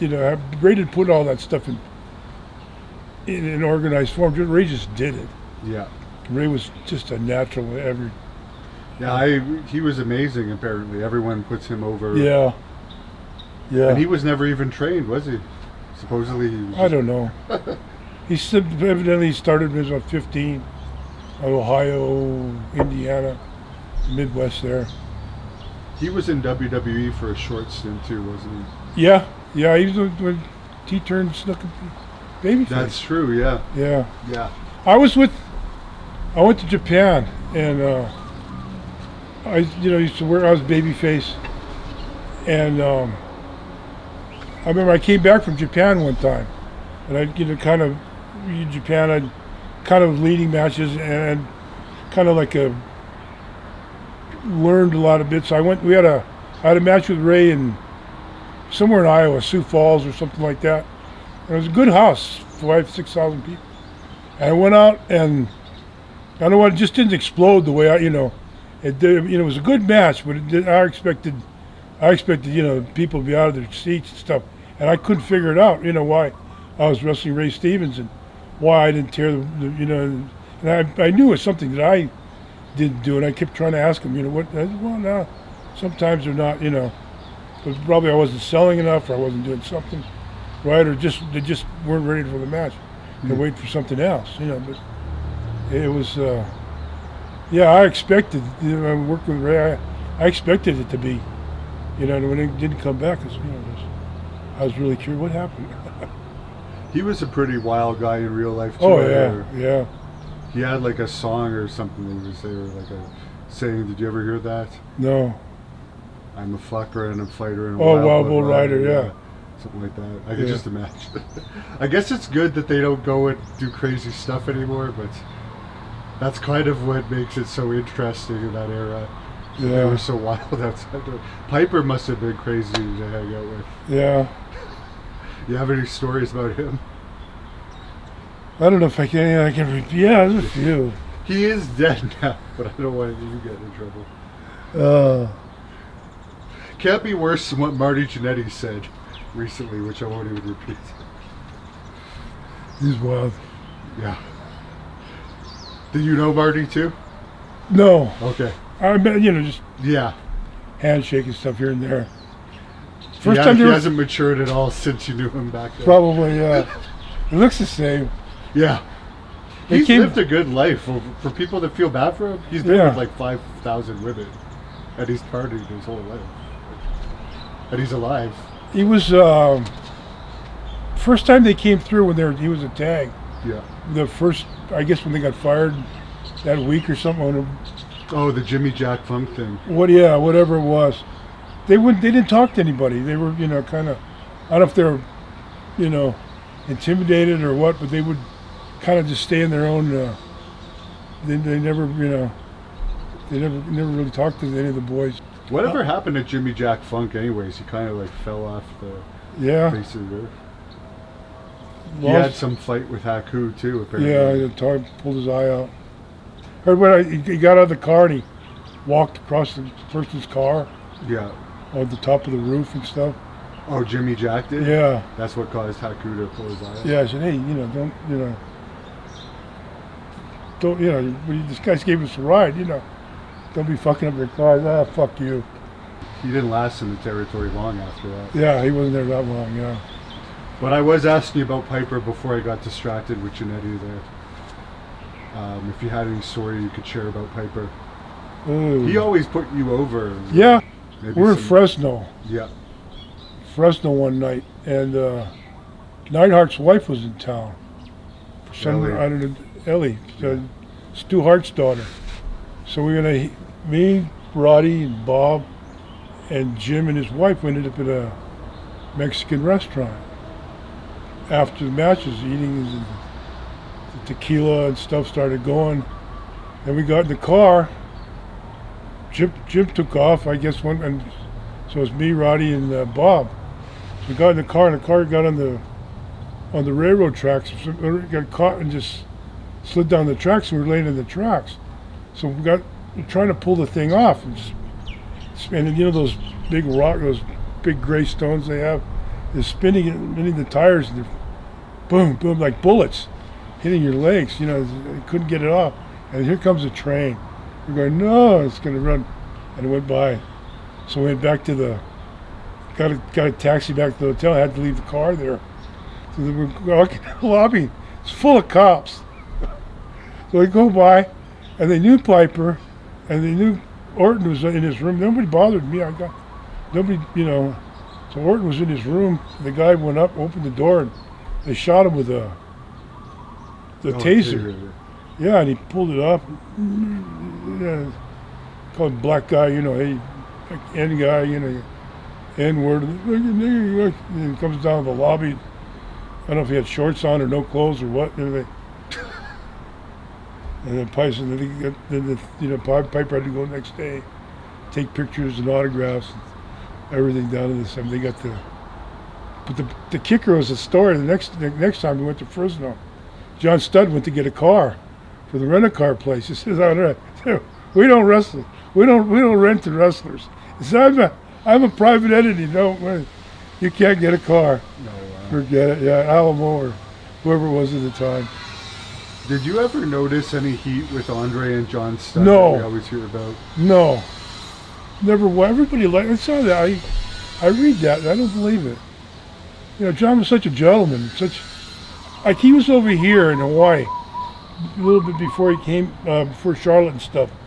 And Fuji, for some reason, he had heat with Fuji. Or Fuji didn't like, maybe from New York.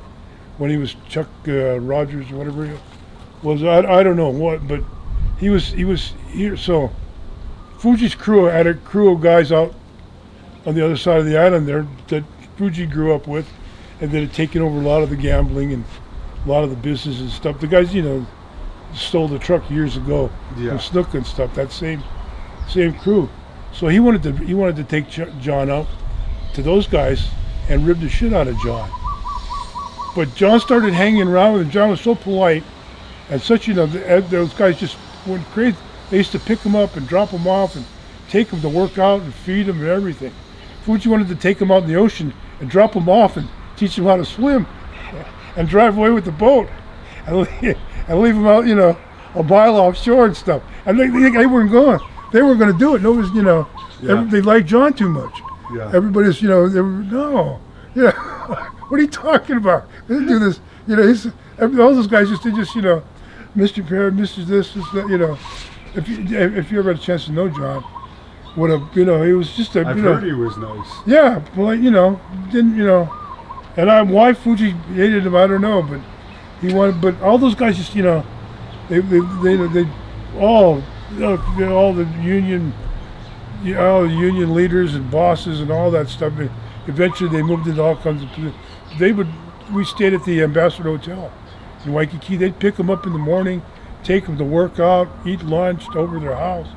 I mean, he lived like a king when he was over. After a while, he learned, and they wouldn't let anybody touch him. Right. No, even food. Nobody, How was Andre to you? Oh, he was good. He was good. He stayed at the Ambassador as well, and he'd sit out in the pool there. On the outside, they had a big deck out there, and he was always fun. He had Curtis. He had a big Tongan girlfriend, and an afro like him. Curtis would tell stories about how they were driving down, in the taxi Waikiki. The sight they would, what a sight! Driving down, they stopping for miles, stopping traffic all over Waikiki. Curtis could just soup up a story. Yeah, I guess they should have had a kid. If they were that big, Yeah. they could have had an NFL football player. He had a girlfriend, remember, from San Francisco or something one night. So we're all out, Nick's Fish Market across the street. Nice, couple of nice places. Andre's there and his girlfriend. I was at John Tolis. John Tolis is always, he was a great guy too. Funny, Yeah, always I taught. met him once. Yeah, he was. Cauliflower Alley. Yeah, oh yeah, he was always a story of, yeah, so we're getting on the plane the next day to go, and so Tolis says, the giant, spent big money, the giant didn't drink, and dropped $200-300 last night, and nobody said anything, and he wouldn't, because John wouldn't, John wouldn't spend money like that, but Andre's girlfriend gave birth to a 5-pound tongue. Oh fuck. He would go. The girl was pretty good that she brought her family over one day to meet him one time when he was visiting Hawaii. I guess she was from San Francisco or Northern California area. As far as wrestling him, did you ever get in the ring with him? Oh yeah. How were those Baby matches? faces, heel, easy. He was the heel or you were the heel? I was a heel. I was his partner. I was his partner for a while. We started that finish in Tampa. We're working with Ole and Dusty in the Tampa Fort Hester League, and I was his partner around a lot of the big towns. So I was top baby face and stuff. So so we worked the spot. The first time they don't work the spot, we worked with Dusty and Ole. They're trying to get, so he goes around to the floor, chases somebody in where I was, and they throw me back in. Then they get me from the other side of the ring, they throw me up over the top rope, and he was standing on the floor, and he caught me and threw me back over the top rope, and I cross-bodied Dusty, and that was our finish. And that, so they said, "Oh, boss, they tried to do that finish other places." Yeah, you got to lay out flat for that thing for him to catch. And a lot of guys would come overside, it hurt my back, and he'd get over, and it'd be hard. He'd do it though, but he had to have a hassle catch. So you would go off the top rope? No, it threw me over the top. he would throw you. Okay. No, he the Dusty and Ole. Okay. The heels threw me over the top, and he grabbed me. He was standing on the floor, and caught me. Okay. And like a volleyball, threw me back. Yeah. Over the top rope in the ring, and I went across like I came off the top, cross-body Dusty, and he went down. They had that on old Florida tape. I don't know what happened to it. Yeah, I'll have to see. You mentioned earlier that Dynamite was picking on Outback Jack. Do you know if this story is true that they put him in a carpet one night and like chained it to a car in the winter, and we're doing donuts in a parking lot somewhere with Outback being rolled up in a carpet? I've heard some people tell it, but that seems a little... I've heard of guys in Calgary they had rolled up in carpets and stuff. But I think those are all like several different stories, kind of running together. I don't know. Was it just that Outback didn't really pay his dues and came in with an attitude that rubbed people the wrong way? I guess. He was okay. He's a kind of a braggart, I suppose. But and that Fuji didn't zap him. He wanted the halcyons. Oh, he did. Yeah. That was the famous time in the hotel. Yeah, To the coffee shop. Naked in the Howard Johnson.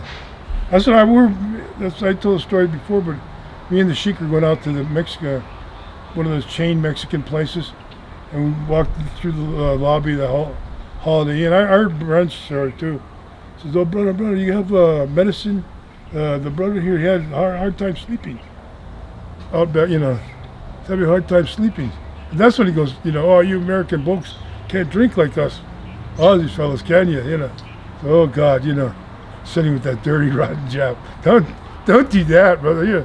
Says, Fuji, he'd go in the hole. Bring two more. Bring him two more. Just two more. Just keep bringing drink. You shot, ready for a shot? I mean, yeah, come on.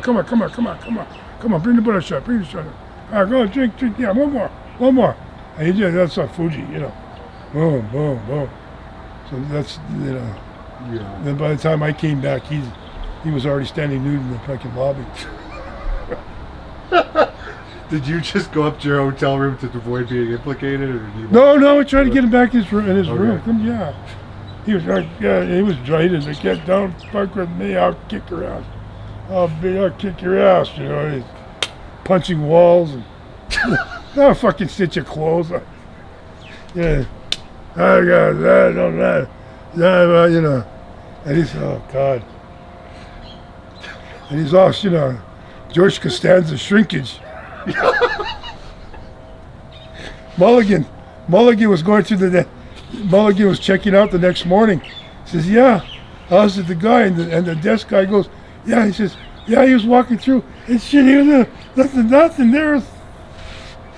There was nothing there." Oh, yeah. Oh man. Don't fuck with me. Don't mess with me. But I don't know.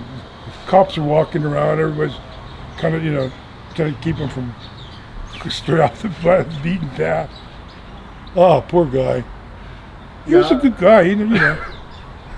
Valentine said that when they wrecked superglued his hat or something, he got fired for that or something. Even though he was the victim. He ended up working for the office, didn't he? He Stanford or something? Yeah, I think so. Actually, someone told me to ask you, did you work for the WWE office at some point, giving out finishes to certain towns? No. Okay. I used to do a lot of finishes, but I never carried for office or anything. Okay, but on some shows, yeah, you would a lot of my own finishes and different, but never, if they had something, then Patterson took over, or Strongbow usually, one of those guys. Then later as it progressed, they wanted to call the shots. I heard you say that at one point you were in consideration for the NWA title, but you weren't interested in traveling that much. Yeah, hearsay. That would have been a hell of a job, that NWA. Ruined Flair. Yeah. Harley got a divorce. All those guys. Terry broke up with his wife for a while. Terry, yeah, Terry too. Macho Man, did you have much experience with him? No, he was a good guy. Didn't bother, but that was his the initial Liz period before he started getting over. Is that true, the Liz stuff, or is it exaggerated of how protective he was of her? Half and half. Yeah. Half and half. I guess to a fault at times. Because you hear the one story, I think the Honky Tonk Man tells it, that there was 2 dressing rooms or something, and he kicked everyone out of a dressing room and made them change in the hallway so Liz could be locked in that particular. I wasn't around. I never saw that. He would have her, he would have her in her room or something. Yeah. Separated. I don't know that they ever. She was cool. She never bothered anybody. She was always, and he wasn't. At that time, he'd just come in before he got, they started putting him over real heavy, and he wasn't that much of a presence, that much of a disruption. Kind of went on his own path. Stayed with Liz. Stayed out of the, work out or do whatever. But he wasn't around. Kind of like Bonnie Steamboat and Ricky Steamboat. They were, trying to warrior with his wife. Oh yeah, I wanted to ask you. I heard you say that you heard this story that Billy Graham told me of driving with Warrior and Bulldogs. Yeah. And you had a similar story to tell, but you didn't tell the story on that podcast. Who was it? It was me. Well, if the Warrior was driving, then it had to be Davey Boy and Dynamite, and I was the 4th person in the car.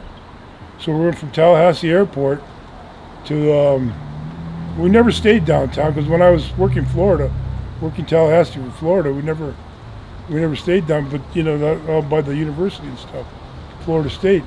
So we went, but right from the airport to the hotel. Oh, I can cut it for a second. Insisting I bring food out here to you guys. Thank you. Thanks, Aaron.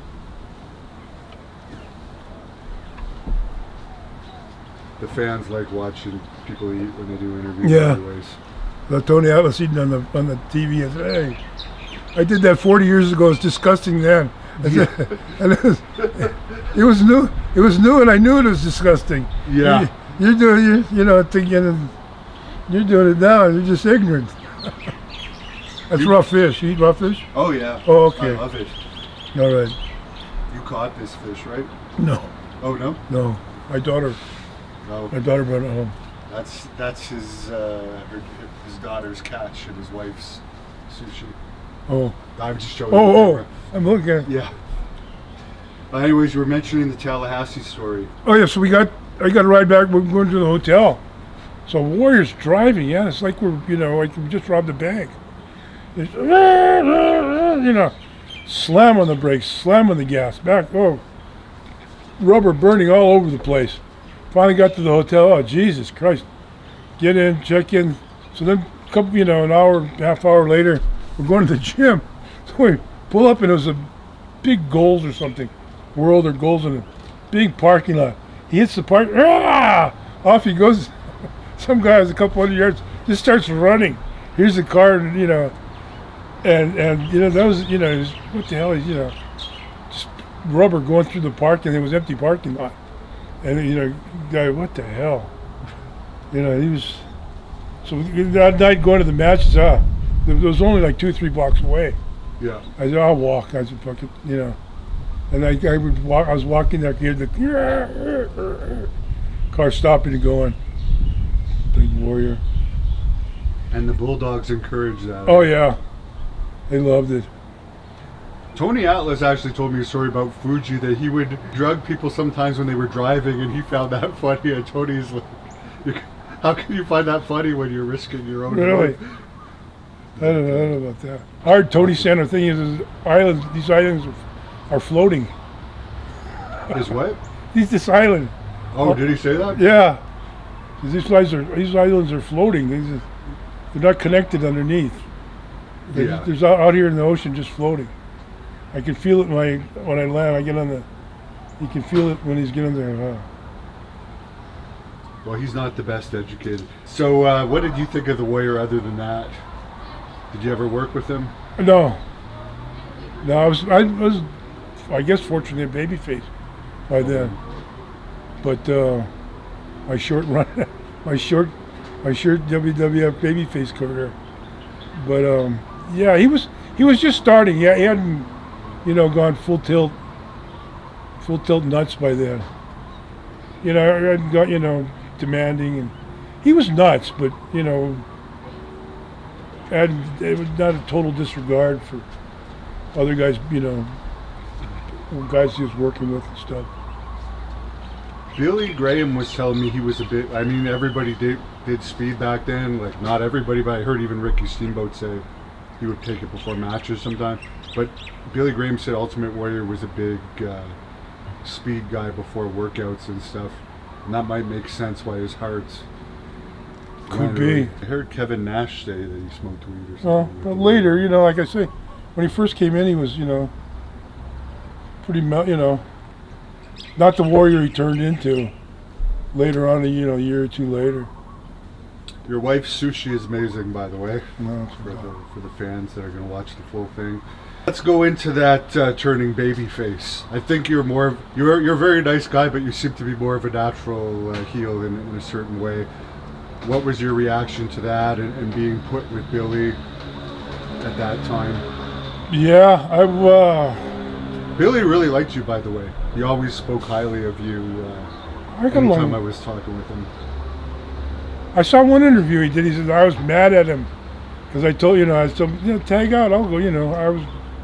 I was just telling him I'll do the work. I didn't mind being in the ring. Those tag matches, spot shows and stuff. You get a chance to do stuff that you never did anyway.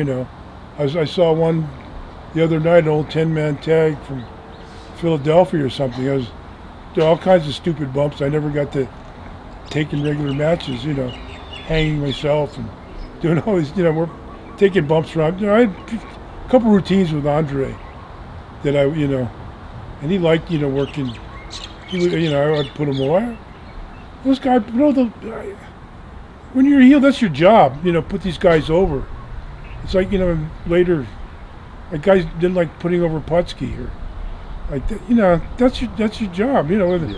Whether you don't, I'm not a big fan of his work or his personality or whatever he is. People love him in that silly-looking hammer and stuff. That's what he's doing. That I'm selling it. It's not a case of I don't like that. They're buying it. Okay, I'm selling it. That's it. It's not like Emil Moskers.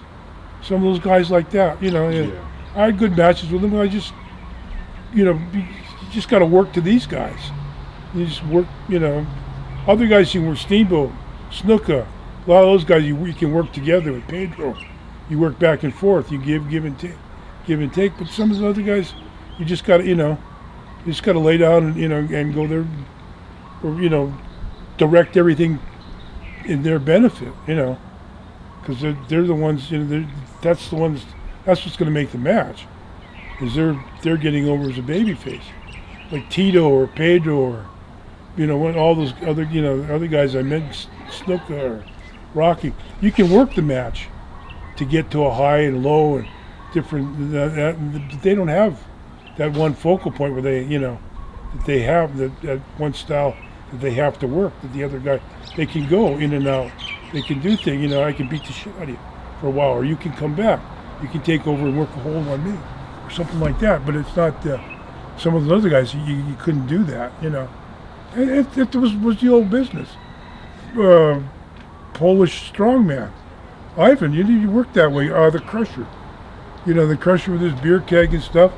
They weren't great workers. The Crusher was a great draw.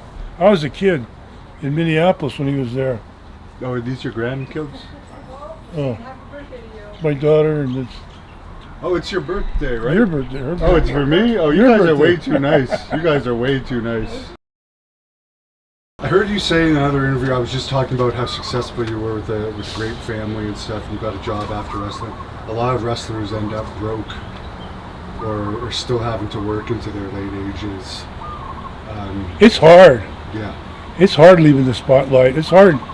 It was hard, becoming Steven Orr after being, a big superstar, and especially the transition that I went through, because we went from, your everyday, territory wrestler to these guys, these WWF superstars is what they were basically, and then the USA and the programs I with Snuka and the networks and the TVs, and then Hulk, was still around with Hulk, so my aura or my persona coming out of WWEF, whatever it was, and then getting back and working on a labor crew or something else, taking orders from somebody, it's not easy. But it has its benefits, as in real benefits. Yeah, it's the best move I ever made. all my years in the business and everything else, How was Bob Backlund to work with? Easy. Everybody in my, there were guys like Moskowitz wasn't a great, Moskowitz. Yeah. Different guys weren't great matches, because you'd have to, you work the lucha libre style if you wanted, but they weren't hard matches. They weren't, you were never worried about somebody hurting you. Like we started talking about Warrior, and then when he came in, he would, and I was a babyface by then, but he would hurt guys. Right. And that was, good God, when I started, that was unheard of. I was just, you Tex McKenzie. Yeah. The big cowboy, if you touched him, he was glass. He would complain, he worked ever John Quinn? I've heard the name. Big John Quinn, he was like 6'6", 300 and something pounds, and he, it was good for him. But Tex would scream. If you touched, some of these guys, anything, these old timers, he would scream, they wouldn't work with you. And you can't blame them. It wasn't a case where nobody had insurance or retirement or anything in those, even close to it in those days. So it's it's like like we get back to Bill Eadie's. I never had any problems with anybody in the ring, ever.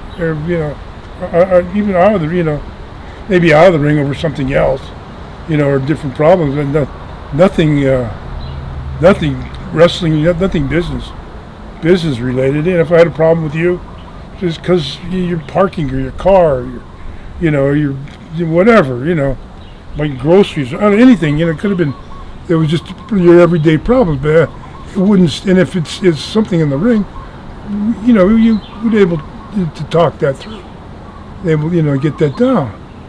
It's like working with Harley. Harley was Harley was a badass, but he took me. I wasn't green, but I was young, and when they talked about the NWA title, the Georgia championship, because I was working Florida, I went up to Georgia and I took the Georgia strap off of Harley, because he was getting the strap off of Terry or Jack. I forget I don't remember who he got it off of, but he was getting it off of somebody else at that time.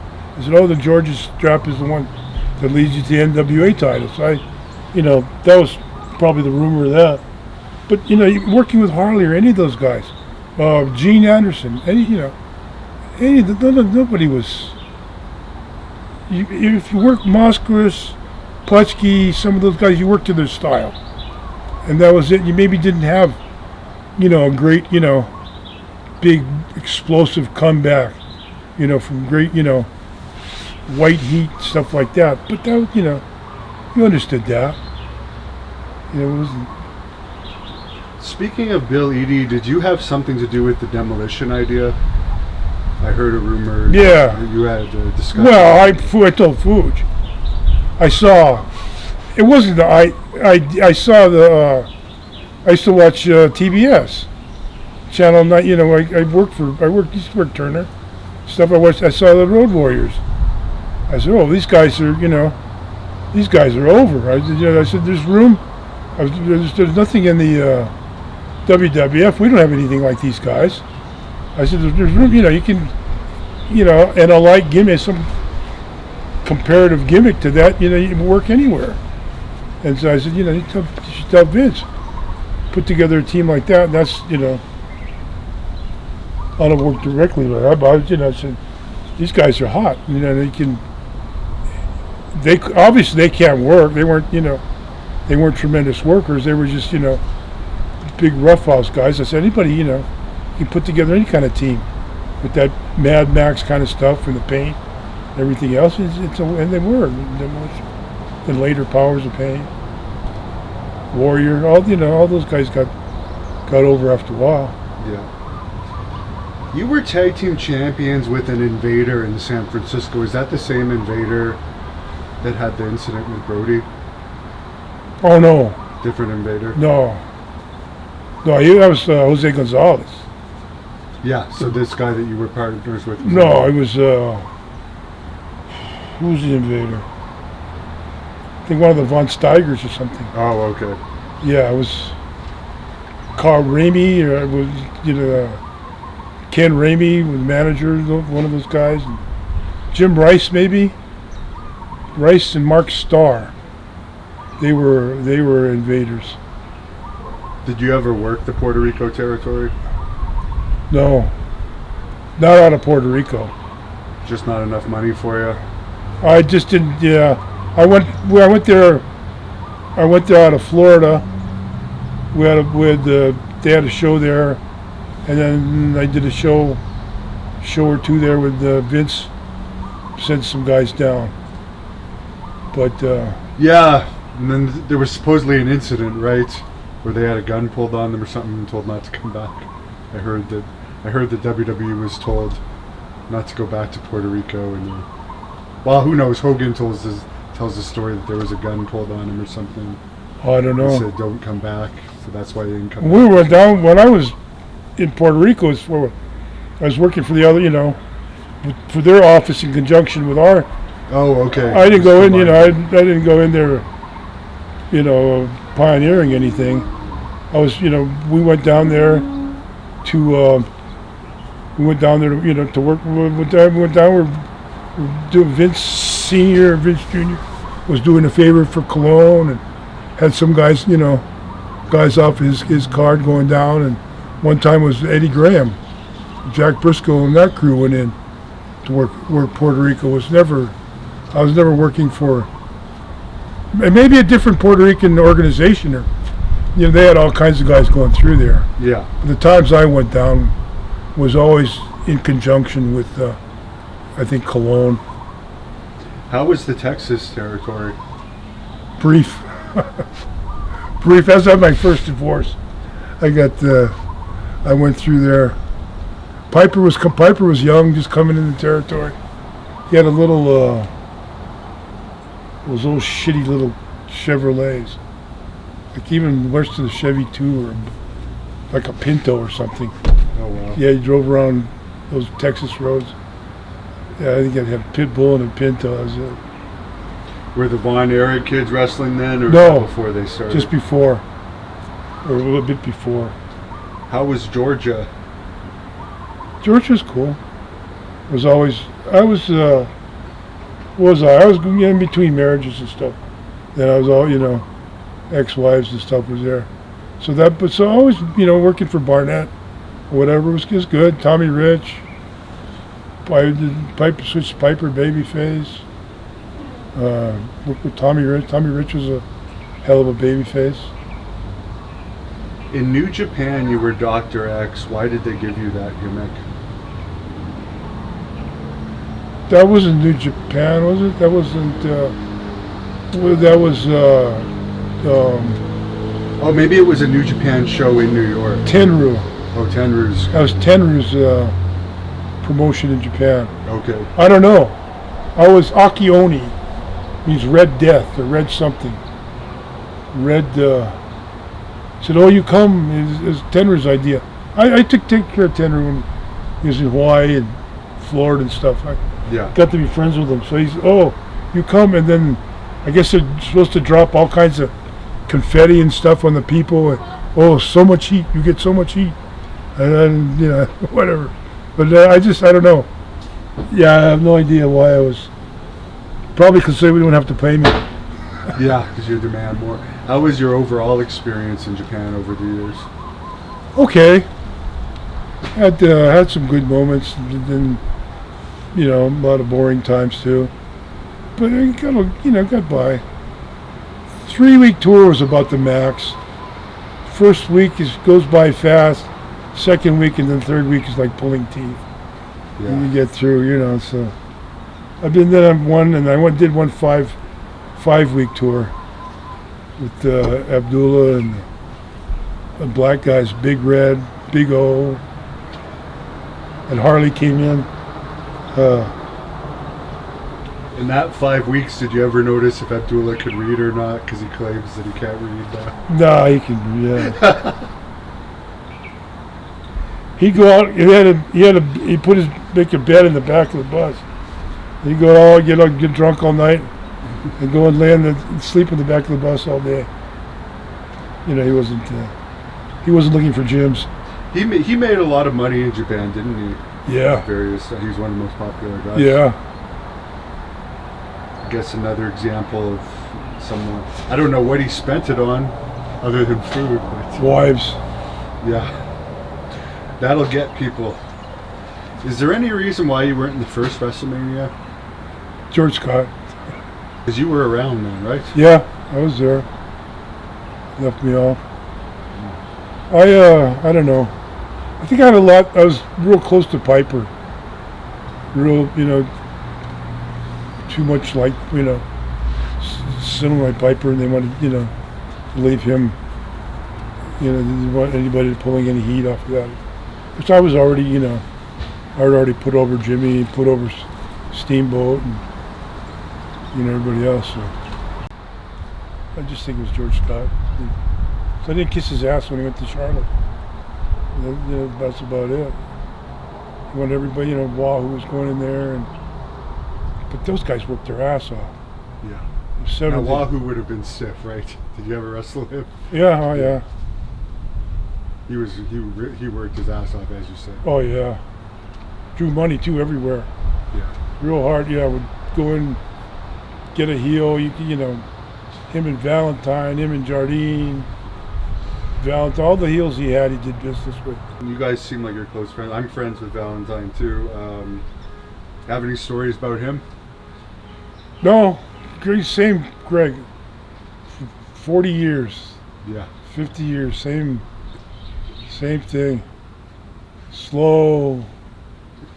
He's, WrestleMania 3, do you have any memories of that? You're in the first match. What was that? Oh, with it was you and Orton, I think. Oh, yeah, the tag team match. Yeah. God, yeah, what a crowd! You kind of look up and see seemed like the people were right in the ring. I don't know what they call 98,000 or something like that, and then they had an actual supposedly count. But, they say there was an actual count, but then Meltzer says that he lost the documentation on it. So, I mean, in the end, who cares? Yeah, I don't think it matters. That's WrestleMania, in my opinion. It looked like it had a, Yeah. I think that was the best one. You were in 4 too, the tournaments. Atlantic City, yeah. Did you ever meet Donald Trump? Yeah. How was that? No big deal. Yeah. You've met probably a lot of celebrities over the years. Few, yeah. Danny DeVito. When I was walking, standing in the tunnel there, waiting for the cage match. Yeah. With Snuka, he was walking by. Hey, Danny! He was afraid to look up. He thought I was going to power drive him or something. I saw a promo with Piper, and you may have seen this too. Like right after Danny DeVito left, or he booted Danny DeVito out of like an interview area at Madison Square Garden, and like he looks like he had just done something because it was like just such an intense promo, and he's looking at the camera, and his eyes are all lit up, and I don't know. I just thought it was a great promo, but it was just something that you could see happening in that time. Yeah, off the cuff stuff like that. They were lucky, even into the Rock. How the programming and stuff progressed like that, and they were able to, to carry ideas and thoughts, and actually, in our time we're limited to that 2-minute, 2-second promos, Yeah. and getting your character and all your stuff over at that time, and then now, God, they got they have whole time slots. But I have to say, like, I can't stand watching these things where they're just 20 minutes No. talking to each other, because, like, why aren't you gonna fight? If I've been in real fights, I'm not just gonna sit there with someone I hate 10 feet away exchanging talk. To me, it goes to the realism. Because in your days, it was 2-minute promos. Yeah. But if you guys were together, there'd be some type of something eventually happened. Yeah. I can't see you and Snuka standing around in a ring talking. Yeah, no. But then was a whole, And I love to see Hockey Talk We had a Jake Roberts still. I don't know how much they really hate each other, but it's like they carry it on, and even the Piper, even to the day he died, he's still putting over the Snuka thing and keeping mystique about it. And like, I guess Snuka probably knew about it, but if you hear Piper tell about it. Oh, the coconut? Yeah. Oh, yeah. I don't know. But he kayfabed it right until the end. What was Adrian Adonis like? A great worker before he got went and lived in the Robert's garage there. He just took over. It was, his work, his timing, everything. His interview, he was a 5-star across the board. And then he would work out. I worked out, before he started eating and getting fat like that. He worked out and trained. And, he was a great performer. Is it true he stopped bathing regularly at various points towards the end there, or is that exaggerated? I don't know. Probably exaggerated a little bit, yeah. Were you there for the Danny Spivey thing with him? No, it was a different town too. What about Billy Jack Haynes against I was in a different town too. What do you think of the whole stuff with Billy Jack Haynes now? He's, in all likelihood, sadly, I don't think he's going to get out of jail personally. Yeah. He was a good guy. He was around me. He was a funny guy. And then, I never knew he was a fucking, a manslaughter candidate or something. He was, he another guy. You go and you work within the ring. No problem. No nothing. No, no problem. No, He called me 45 minutes before he did that. Shot to him. I didn't answer the phone. I thought it was something that my mother was over, and he always, how he always talks. I always wonder what he was trying to talk to me about that. I didn't know him when he went off.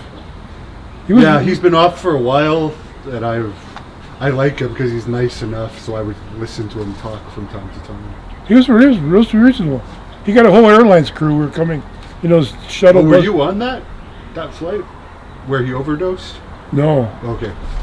No, we're in L.A. We're going to the hotel, or going to the airport, or coming from one of the whole airline. The whole crew was going, and he goes, and he hooked everybody in. He goes, there was talking about racial injustice and stuff. He's, there's a woman in Oregon where I came from, and she went in to have her leg amputated. They cut off her leg. Then they went outside. They realized it was the wrong leg. They amputated, and she went back and had to cut it. She sued the doctor, sued the hospital and everything else, but she lost. What? The airline people, he hooked her right in. Yeah, she didn't have a leg to stand on. Oh, that's funny. Oh God. I think he just has too many hits to the head over the years. Yeah. He wasn't all there. And then he was going off. I don't know if you've ever seen any of his interviews where he convinced himself that he was a huge cocaine dealer the entire time he was in WWE and Florida and stuff. He claimed that he was running large amounts of drugs, but with the schedule you guys kept, it just seems like it'd be nearly impossible to do. Then he claimed he was part of the Boys on the Tracks, Arkansas murders, so there's a lot of stuff that he might genuinely believe, but Yeah, I never heard any of that. how was King Kong Bundy? It's cool. It was all right. Yeah. He, Chris Pally. Yeah. He started working. One of Larry Sharp's boys. He broke in at the Monster Factory. Larry and his brother was a wrestling coach. What the hell was his name? I can't think of brother's first. Jeff, I think. And his brother's tall, thin, not thin, but Yeah. tall guy, not fat like Bundy. And he wrestled a little bit, and then I think he's like the first guy from New York to get a break. Because he was a jobber first. Yeah, the whole WW, because up until then they wouldn't, Johnny Rods, Larry Sharp, SD, none of those guys the senior would use. Yeah, someone wanted me to ask you your memories about the Allentown taping, speaking of enhancement matches. What about him? Just how did you like them? Did you like that whole process of going there every 3 or 4 weeks, doing them? It was mania, You go there, you get there about 11 in the morning, cut promos all day till they open the doors to come in. Then you'd have 3 hours of TV, and you go to Hamburg or wherever the next day. The same thing all over again. Then you drive back to wherever you're going the next, after that. They ran you pretty good. I think it got finishing moves over really well back when they were doing Yeah. matches. It was old TV. Yeah. Squash jobs and stuff like that. And if you had an angle, it would stand out. Because there weren't angles or anything going down.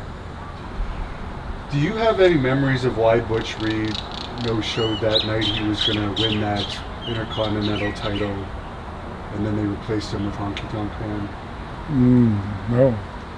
I don't think he lasted too much longer after that for whatever reason. Honky Tonk Man said he was a last-minute replacement or something.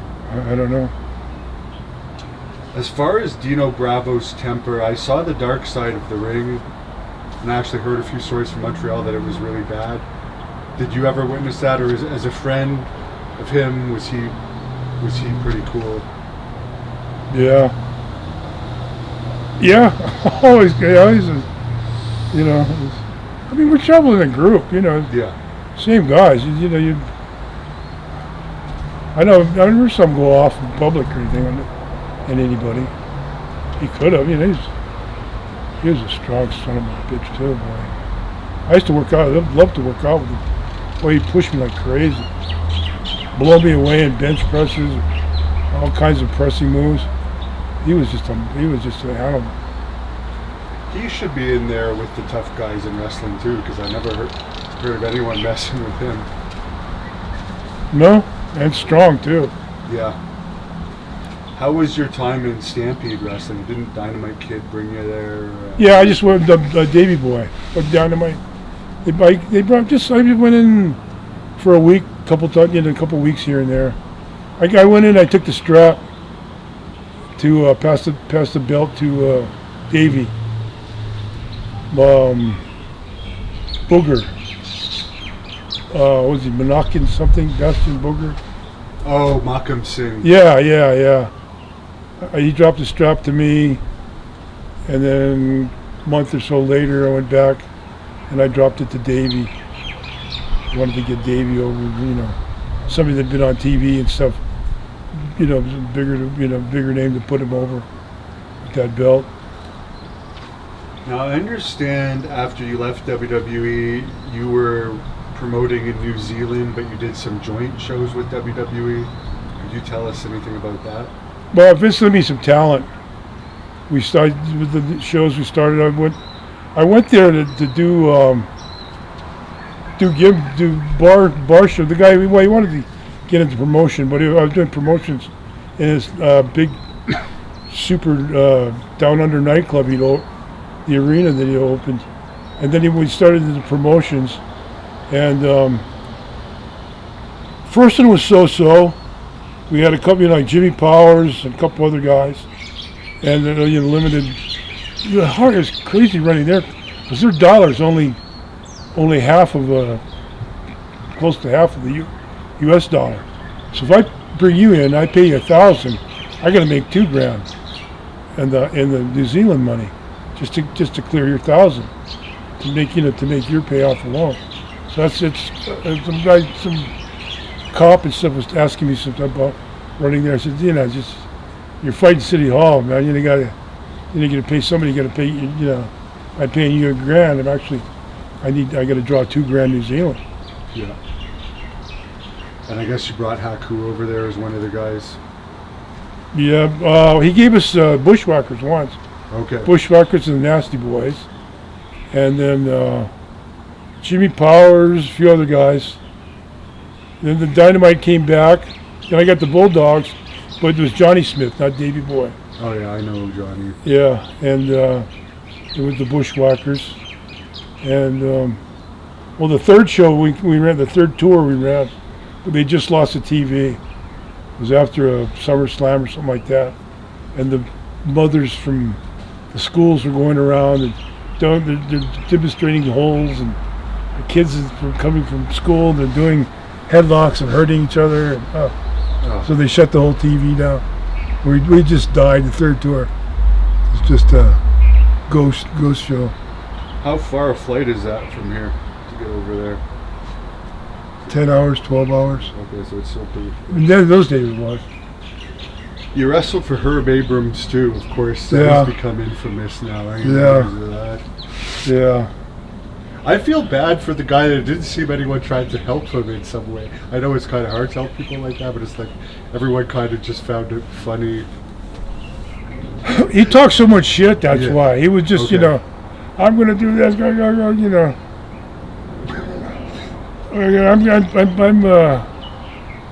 going to do something with McMahon. He booked the Penta. The Penta Hotel? Yeah. Where we ran the shows. It was right across the street from Madison Square Garden. Okay. It was exactly, directly across the street. And he thought this was it. I'm shutting McMahon down. He even had Bruno on one or two. Bruno, Cactus Jack. You wrestled Cactus Jack. Right? Yeah. How was that? Because you were one of his heroes. Oh, yeah. I tell you, we ain't going nowhere with this TV. And this is just, they had big hopes for later, doing business, but I'd been WWF and stuff long enough, and big productions long enough. I saw this place. This guy was just, he was just nuts. Yeah. He was just going nuts. I don't want to do none of your, I don't do anything crazy. I didn't come here to get, I didn't come here to hurt myself or to hurt you, or nothing. No jumps on the bumps on the concrete. No, it's just, take it down, punches, kicks, eyes, and I'll sell. Don't worry, you don't have to. You don't need to make an axe to me, lay me down. I said, don't worry. I'm not here to take over her Abrams' business. No, I guess you're just collecting a paycheck. Yeah, my wife was with the airlines at the time, so I was getting a free airline ticket, and so it was there collecting airlines from them, and it was an easy job. In fact, that one time at the Penta, we went together. It was like a Valentine's. Went to Little Italy. Oh yeah, so you had a little date. Yeah, date trip. Yeah. Little date in Manhattan. What's your memories of the beginning of ECW? Bob Artis, that was another independent. I was back here in Hawaii, and their announcer, Bob Artis, was the guy. We got friendly with him and his wife over there. They're from Philadelphia, and he was friends with. He started with Todd Gordon, So he says, "Oh, you want to come?" I said, "Yeah, I'll come and do the show." So I, went in and did some. So he put a belt on me right away, and I, Yeah, you're the first champion, right? something like that. What did you think of how the direction it ended up going as the first champion? That it went to that crazy. Well, I left before it got crazy. I left before it got wild. Did they ever have any consideration of bringing you back after they were having their little boom No, period? Heyman took over, and he had his own crew, his own guys.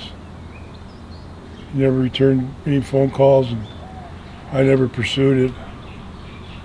Your son was a wrestler for a while too, right? Yeah, Is he still wrestling at all? no. Sent him to Alpha twice. Stayed off. Alpha helped me a lot. He was into a lot of shit at the time. And he went to Alpha, and he went with the school, and If it was now, you would be able to get him a job a lot easier, probably with the NXT system. we had a job. He just, Oh, he had a job. he would have got a job anyway. He just screwed it up himself. He was in.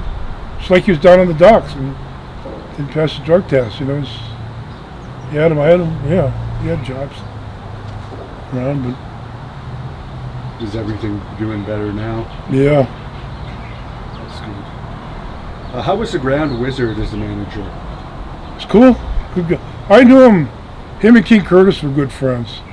And Curtis's wife, because Curtis, Curtis put him over to me, and so by the time I, got in, he put me over to Ernie. So me and Ernie just blend, easy run along. He was a great manager.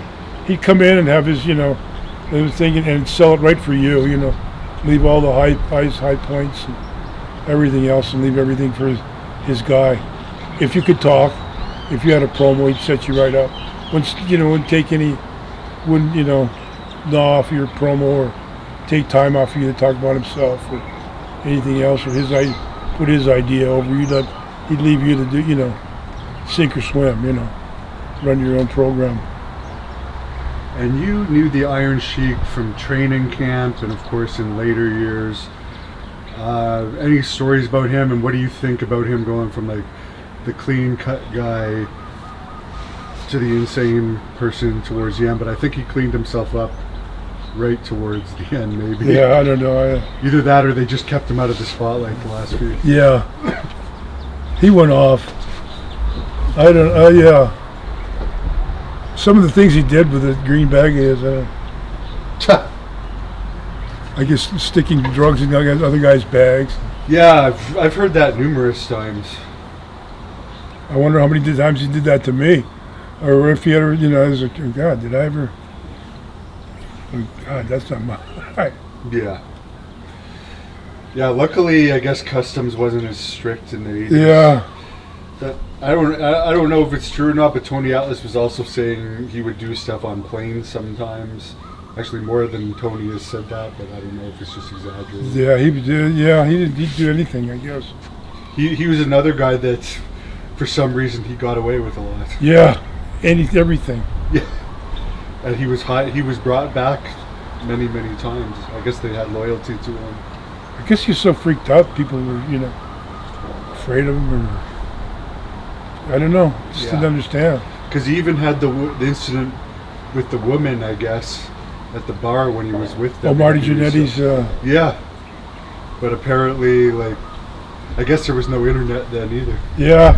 It's just that's just the Sheik. I'm going to ask you a couple fan questions here as we wind it down. What your diet was like in your peak?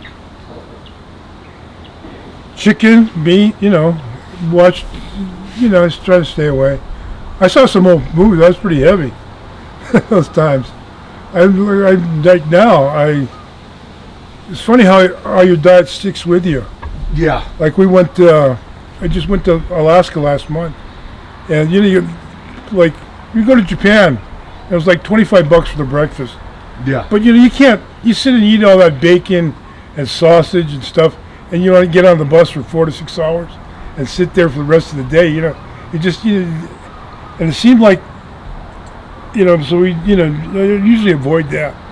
But so now, even now when I went back in the buffets and stuff on the boat and the hotels and things we were at, just on the last trip, I just, for some reason, it is just like a bit, I might have a piece of bacon or two, but just avoid, it's a habit now, not to, you just load your plate floating with bacon, and sausage and stuff like that, you make a habit, and after all these years, it's just become a habit. Yeah, you still look great. Diet, swim an hour a day. Oh yeah, you still swimming out? Yeah. What stroke do you use? Stretching. Okay. For my lower back and legs and waist. I use a regular dive and this one. Okay. I use a snorkel, so I can get a lot more mobility, a lot more flexible, a lot more stuff in the water. I got to go to a pool. I can't swim out here because I can't walk in the sand. Oh, because of your knee. Karma, yeah. It's karma. All my life, lived on the beach. Now I got to go to a pool to swim.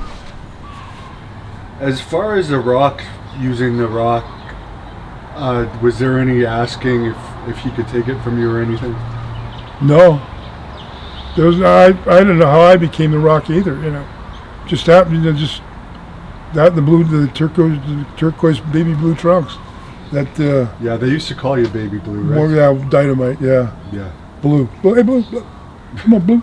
Now you could say he's the most successful wrestler of all time because of how famous worldwide he is. Who was that, Dynamite? No, The Rock. Oh yeah. Using the same name as you. Is that you kind of proud that like the only other person who used? Well, it gets me jobs, Yeah. Indirectly, and one time, or gets me remember or anything. It's it's not really something you can a Rock. Yeah. It's not something you can actually trademark. Yeah. The be that you're I'm a Rock. And you had no way of knowing that he would have gone on to these ridiculous hell no. Well, my wife used to hang. We stayed in the same apartment complex. Oh, really? Yeah, him and Rocky, and I was the heel. And they lived, a couple hallways open. But my wife and Ate used to hang out all the time, and she knows the kid a lot better than I do.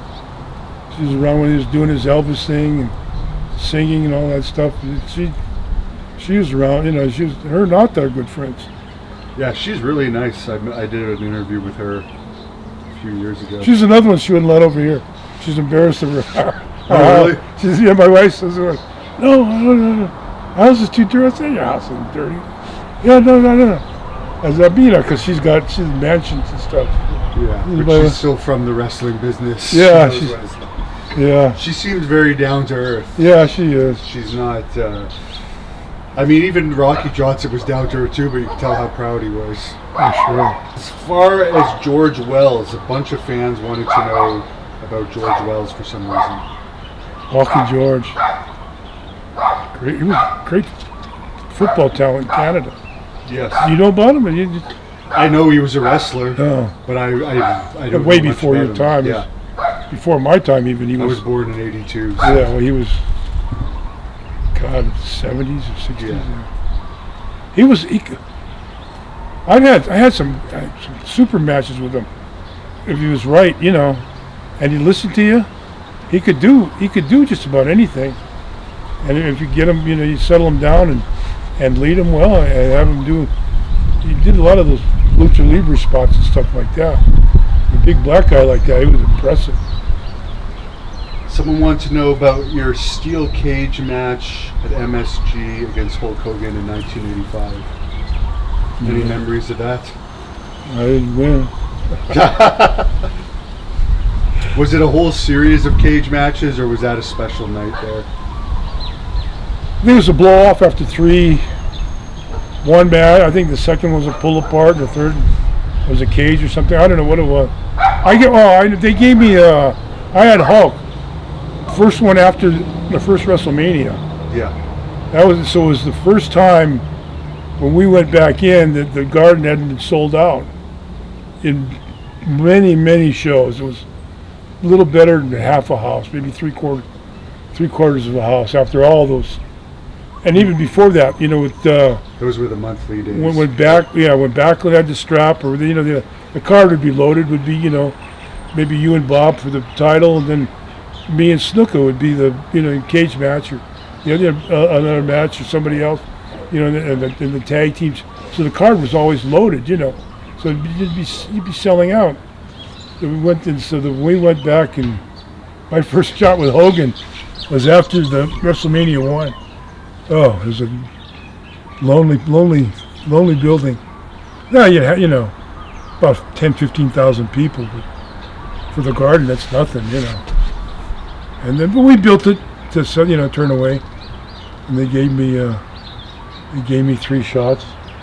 It's like Vince always paid. It's like one time we were going out of Washington, and it was snow, it was in the blizzard, and they were coming from Pittsburgh, and me, Ray, and Fuji's driving, I think. So we're going to Pittsburgh to Washington, driving down this blizzard, and I'm on top with Bob, returned for the world title. I don't know if we're going through the hour 2 that night or not, or we did. But anyways, but my payoff was basically the same as if a sellout. We sold it out. Only $500,000 difference, wasn't? So the old man would take care of you. That's the senior was still running the joint.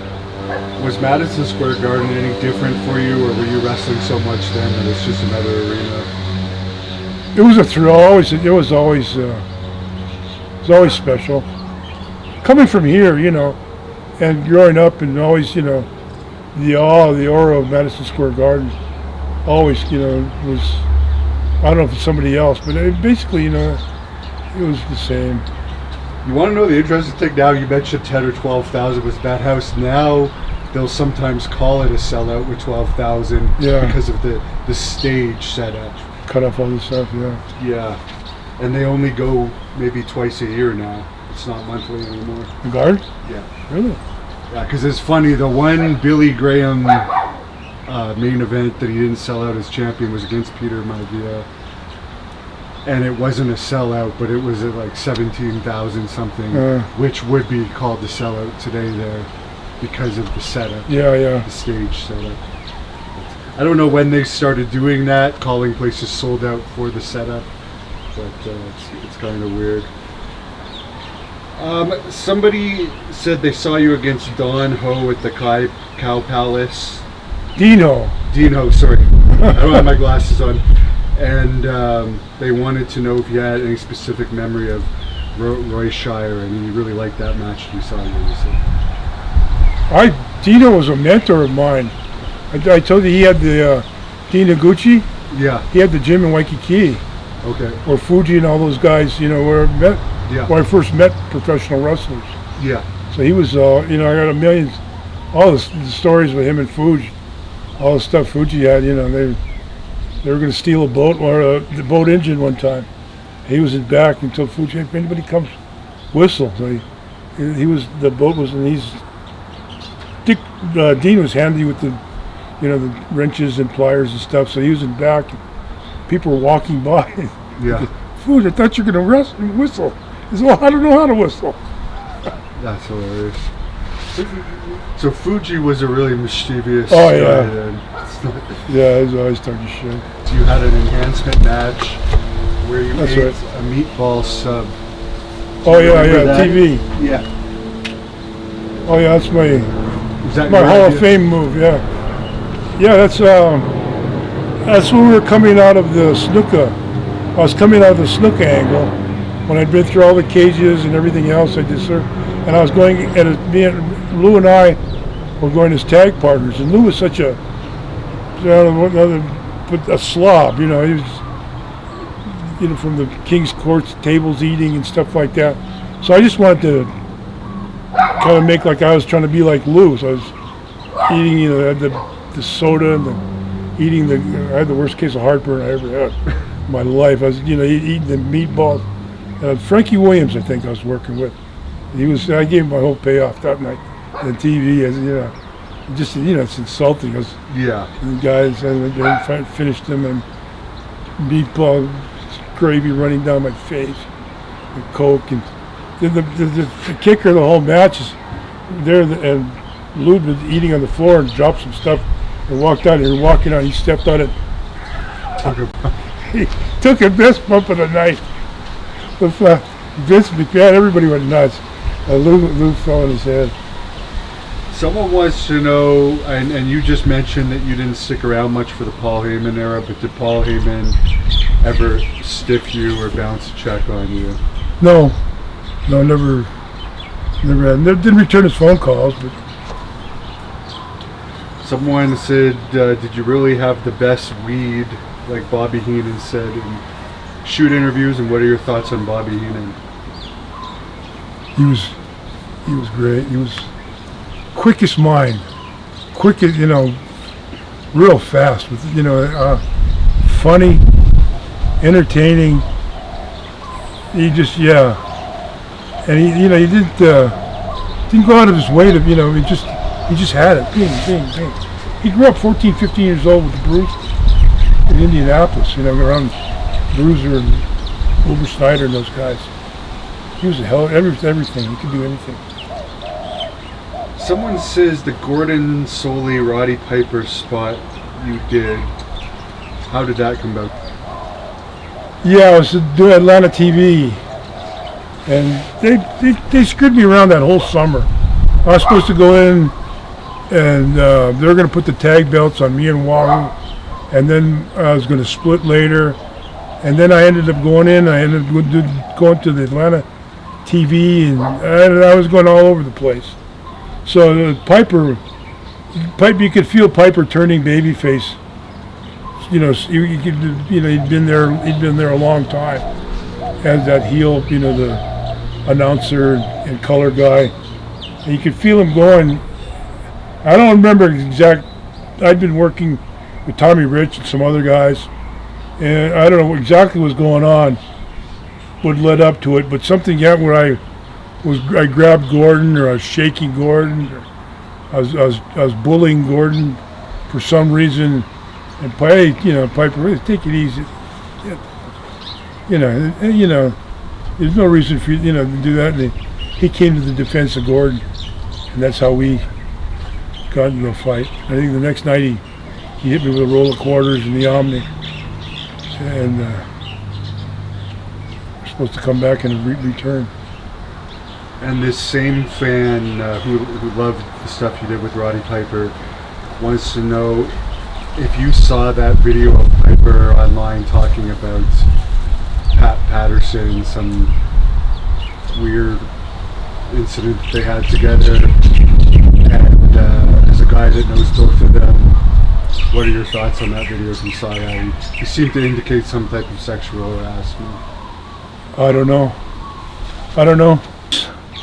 I was good friends with Pat's partner, with Louie. Yeah. I liked Louie, Pat was always not trying to literally screw me, but he put a lot of he screwed me a lot. Yeah. And him having the upper hand, and him having Vince's hand. So that was a threesome going on there, and nobody will say anything. But that he was, even Mario Savoldi one time. And I called him one time, and Pat was running a show when they were running in Jersey, and it was worse. He says, "Oh, Vince is not here." And he called and found out that Vince was with Louie while he was out, and he was taking care of the town. But that's why they, for weeks and weeks you heard it's my way. Yeah. Yeah. So it was. Well, a lot of those messages that came out of Vince seem to indicate that he has another side to him. Yeah.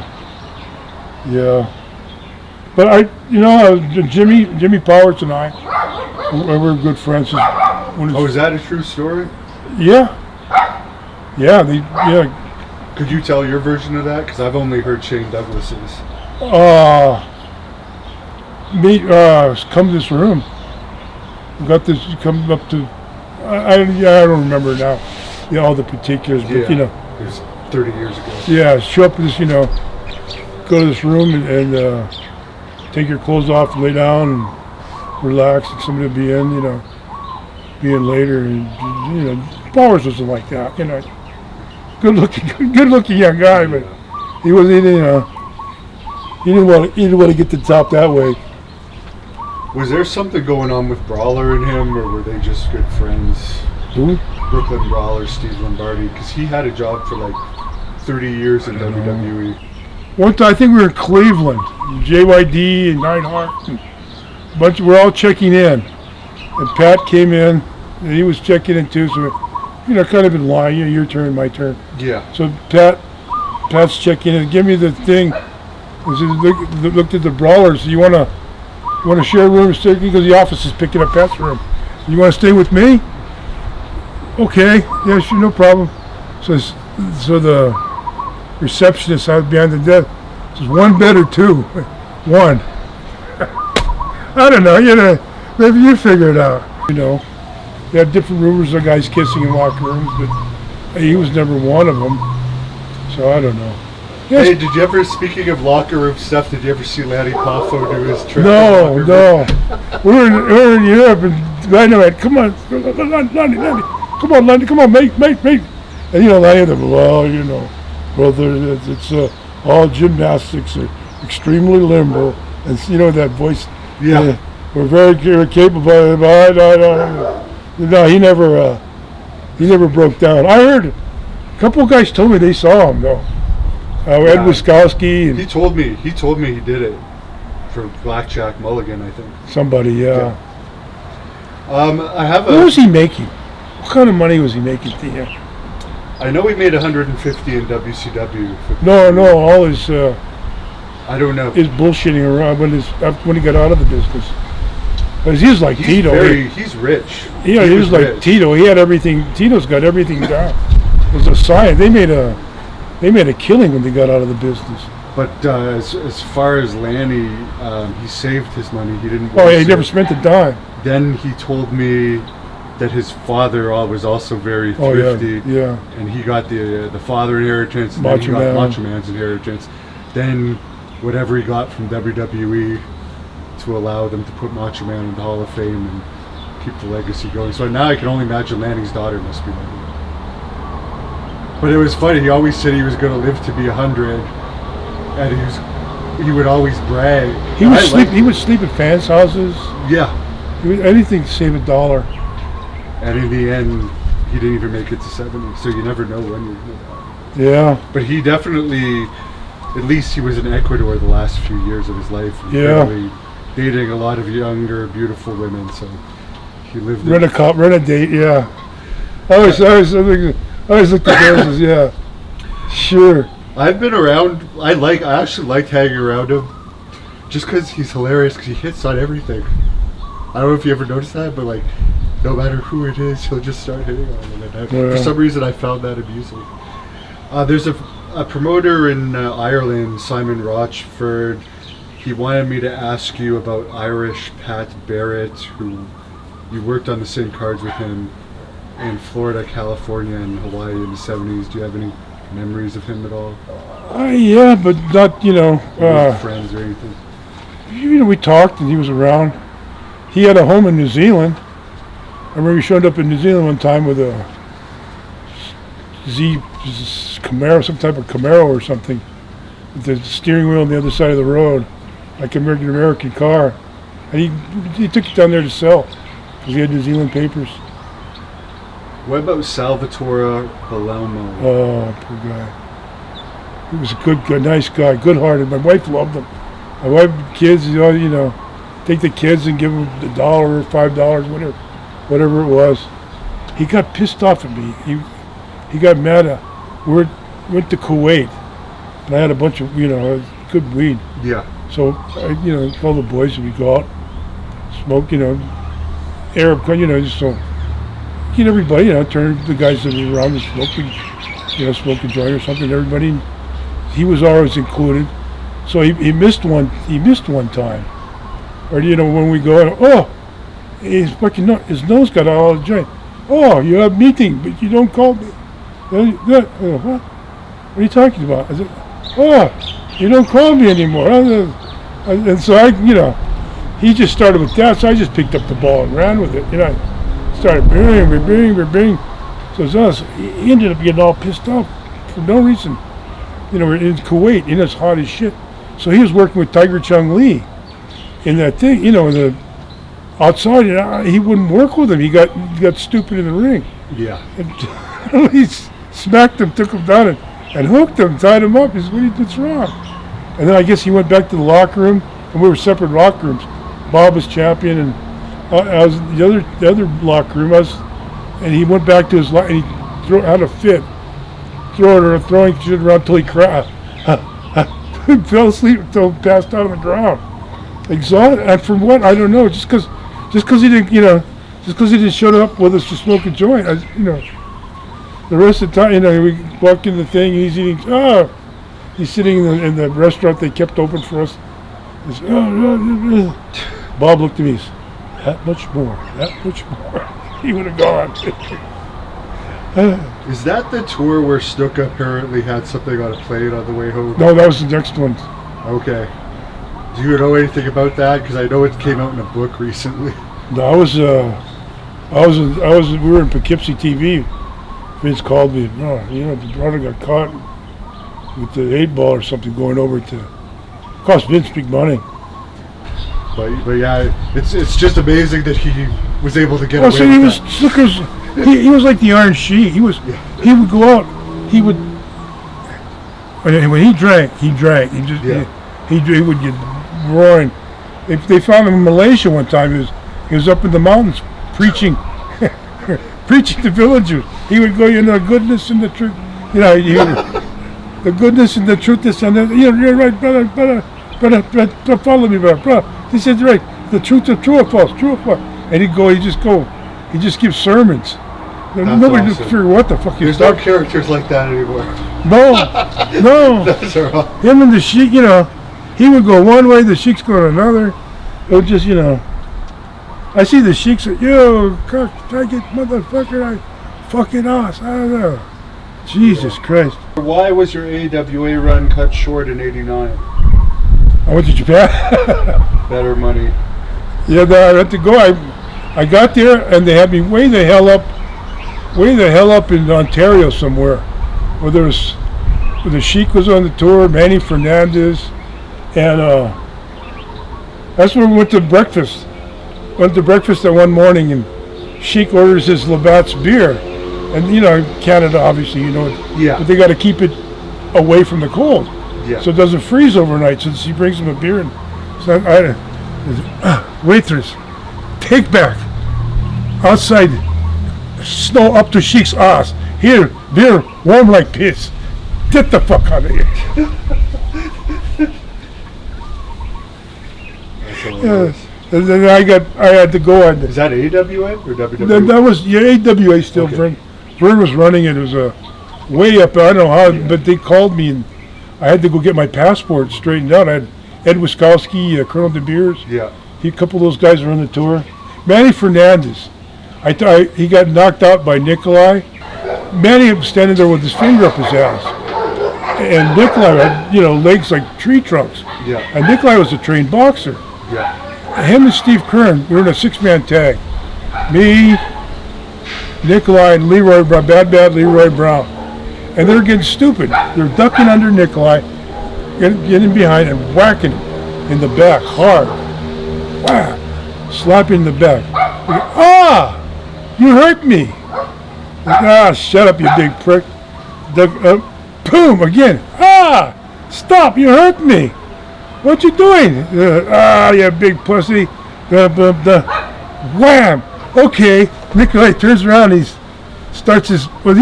trained in Baltimore. Yeah. He trained as a heavyweight boxer. And so he knew how to throw a punch, and you know.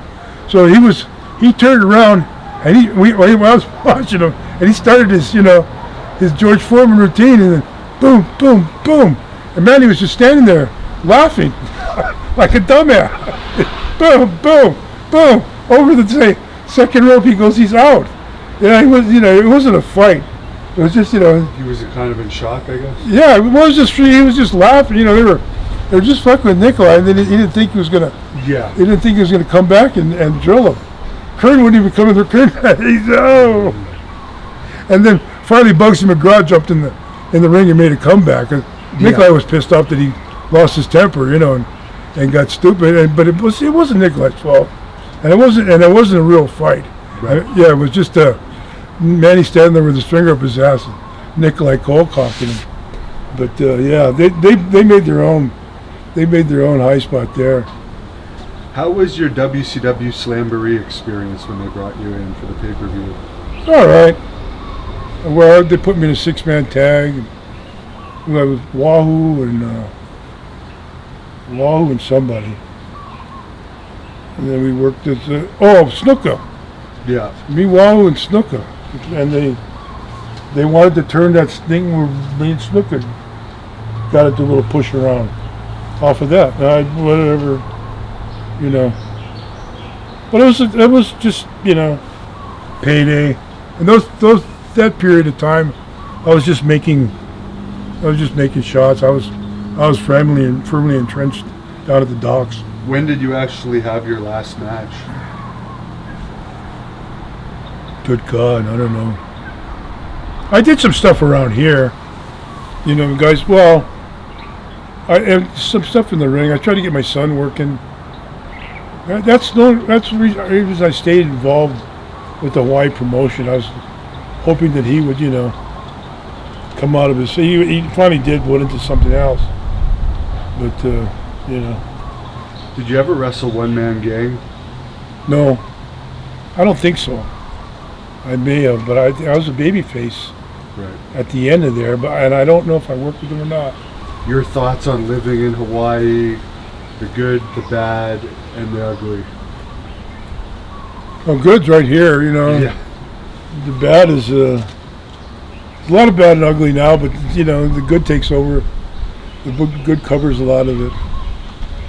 It's my home, so back here, the traffic here, the crowds here have gotten insane, but it's the weather. I just say we went to a month ago. We went to Alaska. My wife took me for our birthday, and her sister was there, and it's weird because she left. She went back to Florida, and when we left, we came back here. And it's just as susceptible here with a hurricane as it would be in Florida. Yeah. She went back to Florida, lost her home, lost everything. We came back here and nothing happened, but it could just as easy spun around and be, just don't how fragile, life is, or living in life is in the balance. Because she went east, and we, her sister Sharon went west, Right. and we came back, and this is us now, and her sister's scrambling for some place to live. She had a trailer park, and her place is gone. Nothing. It's just What's the worst environmental situation you've had to deal with here?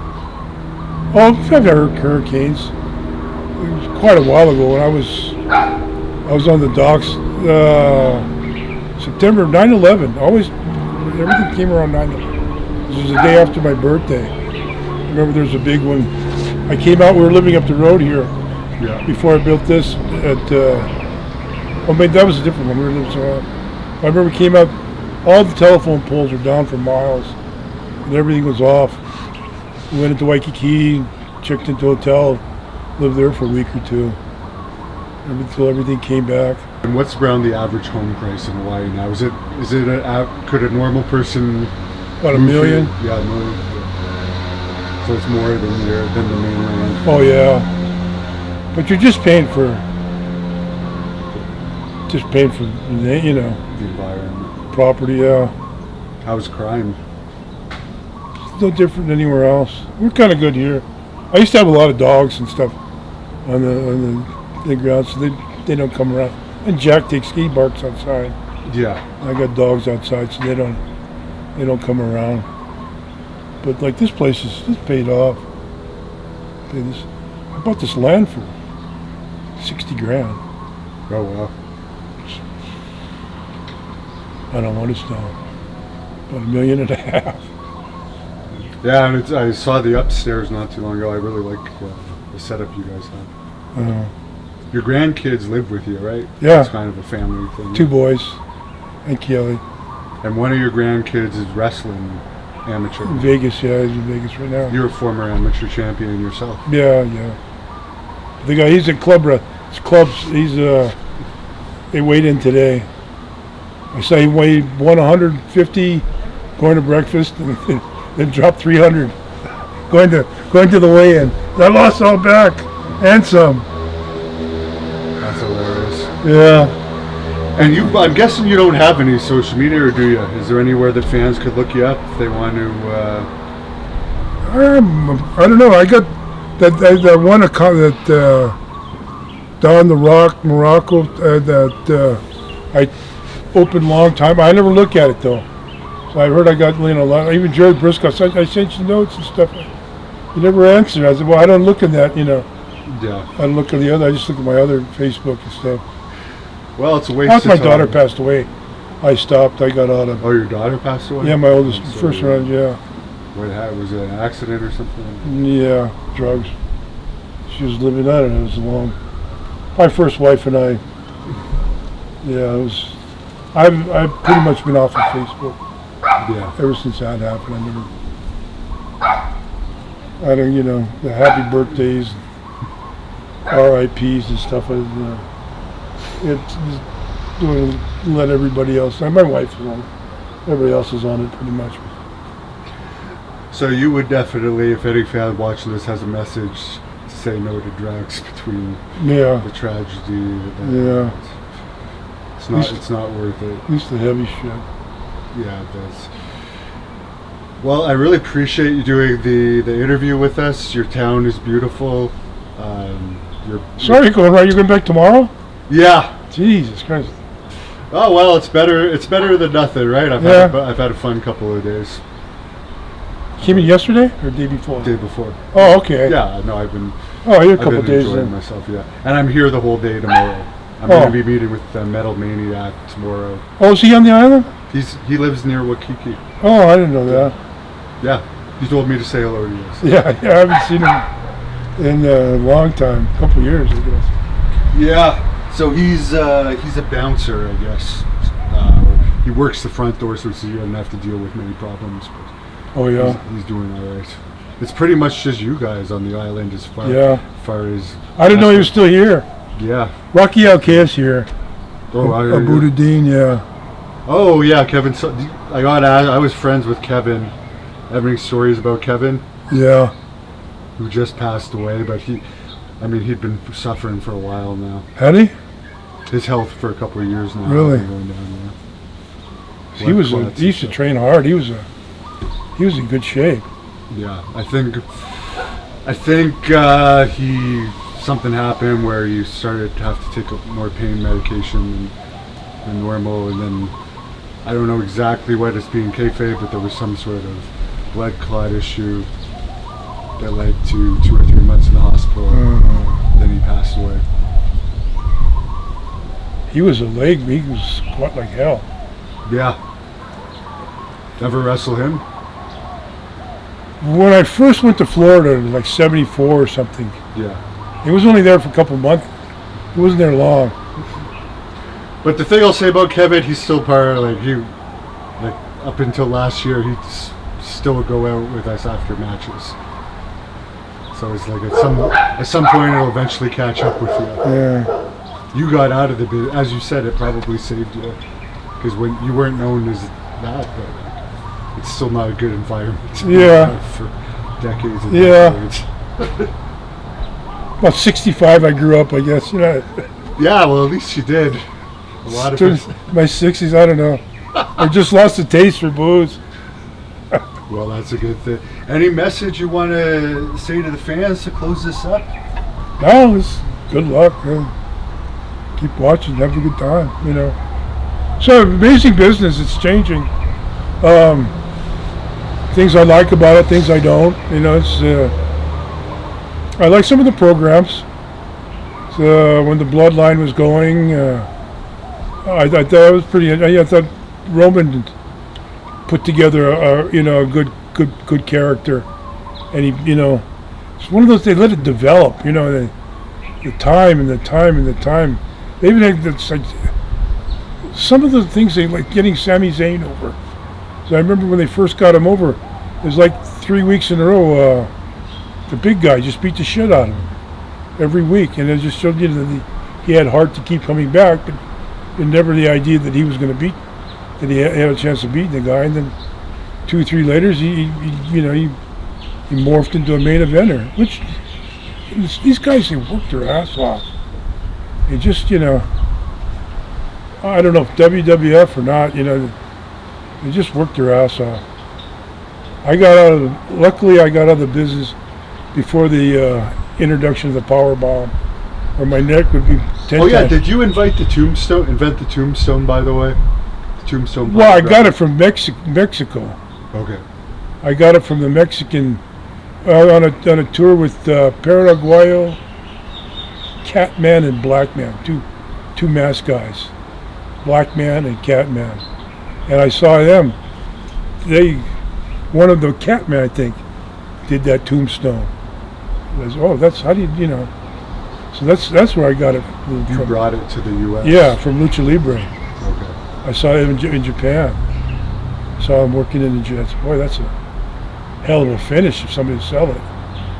It turned out, it is a good finish. Do you have any heel advice if there's any heels watching this? Because you're one of the greatest heels in wrestling. Ooh. Worked there,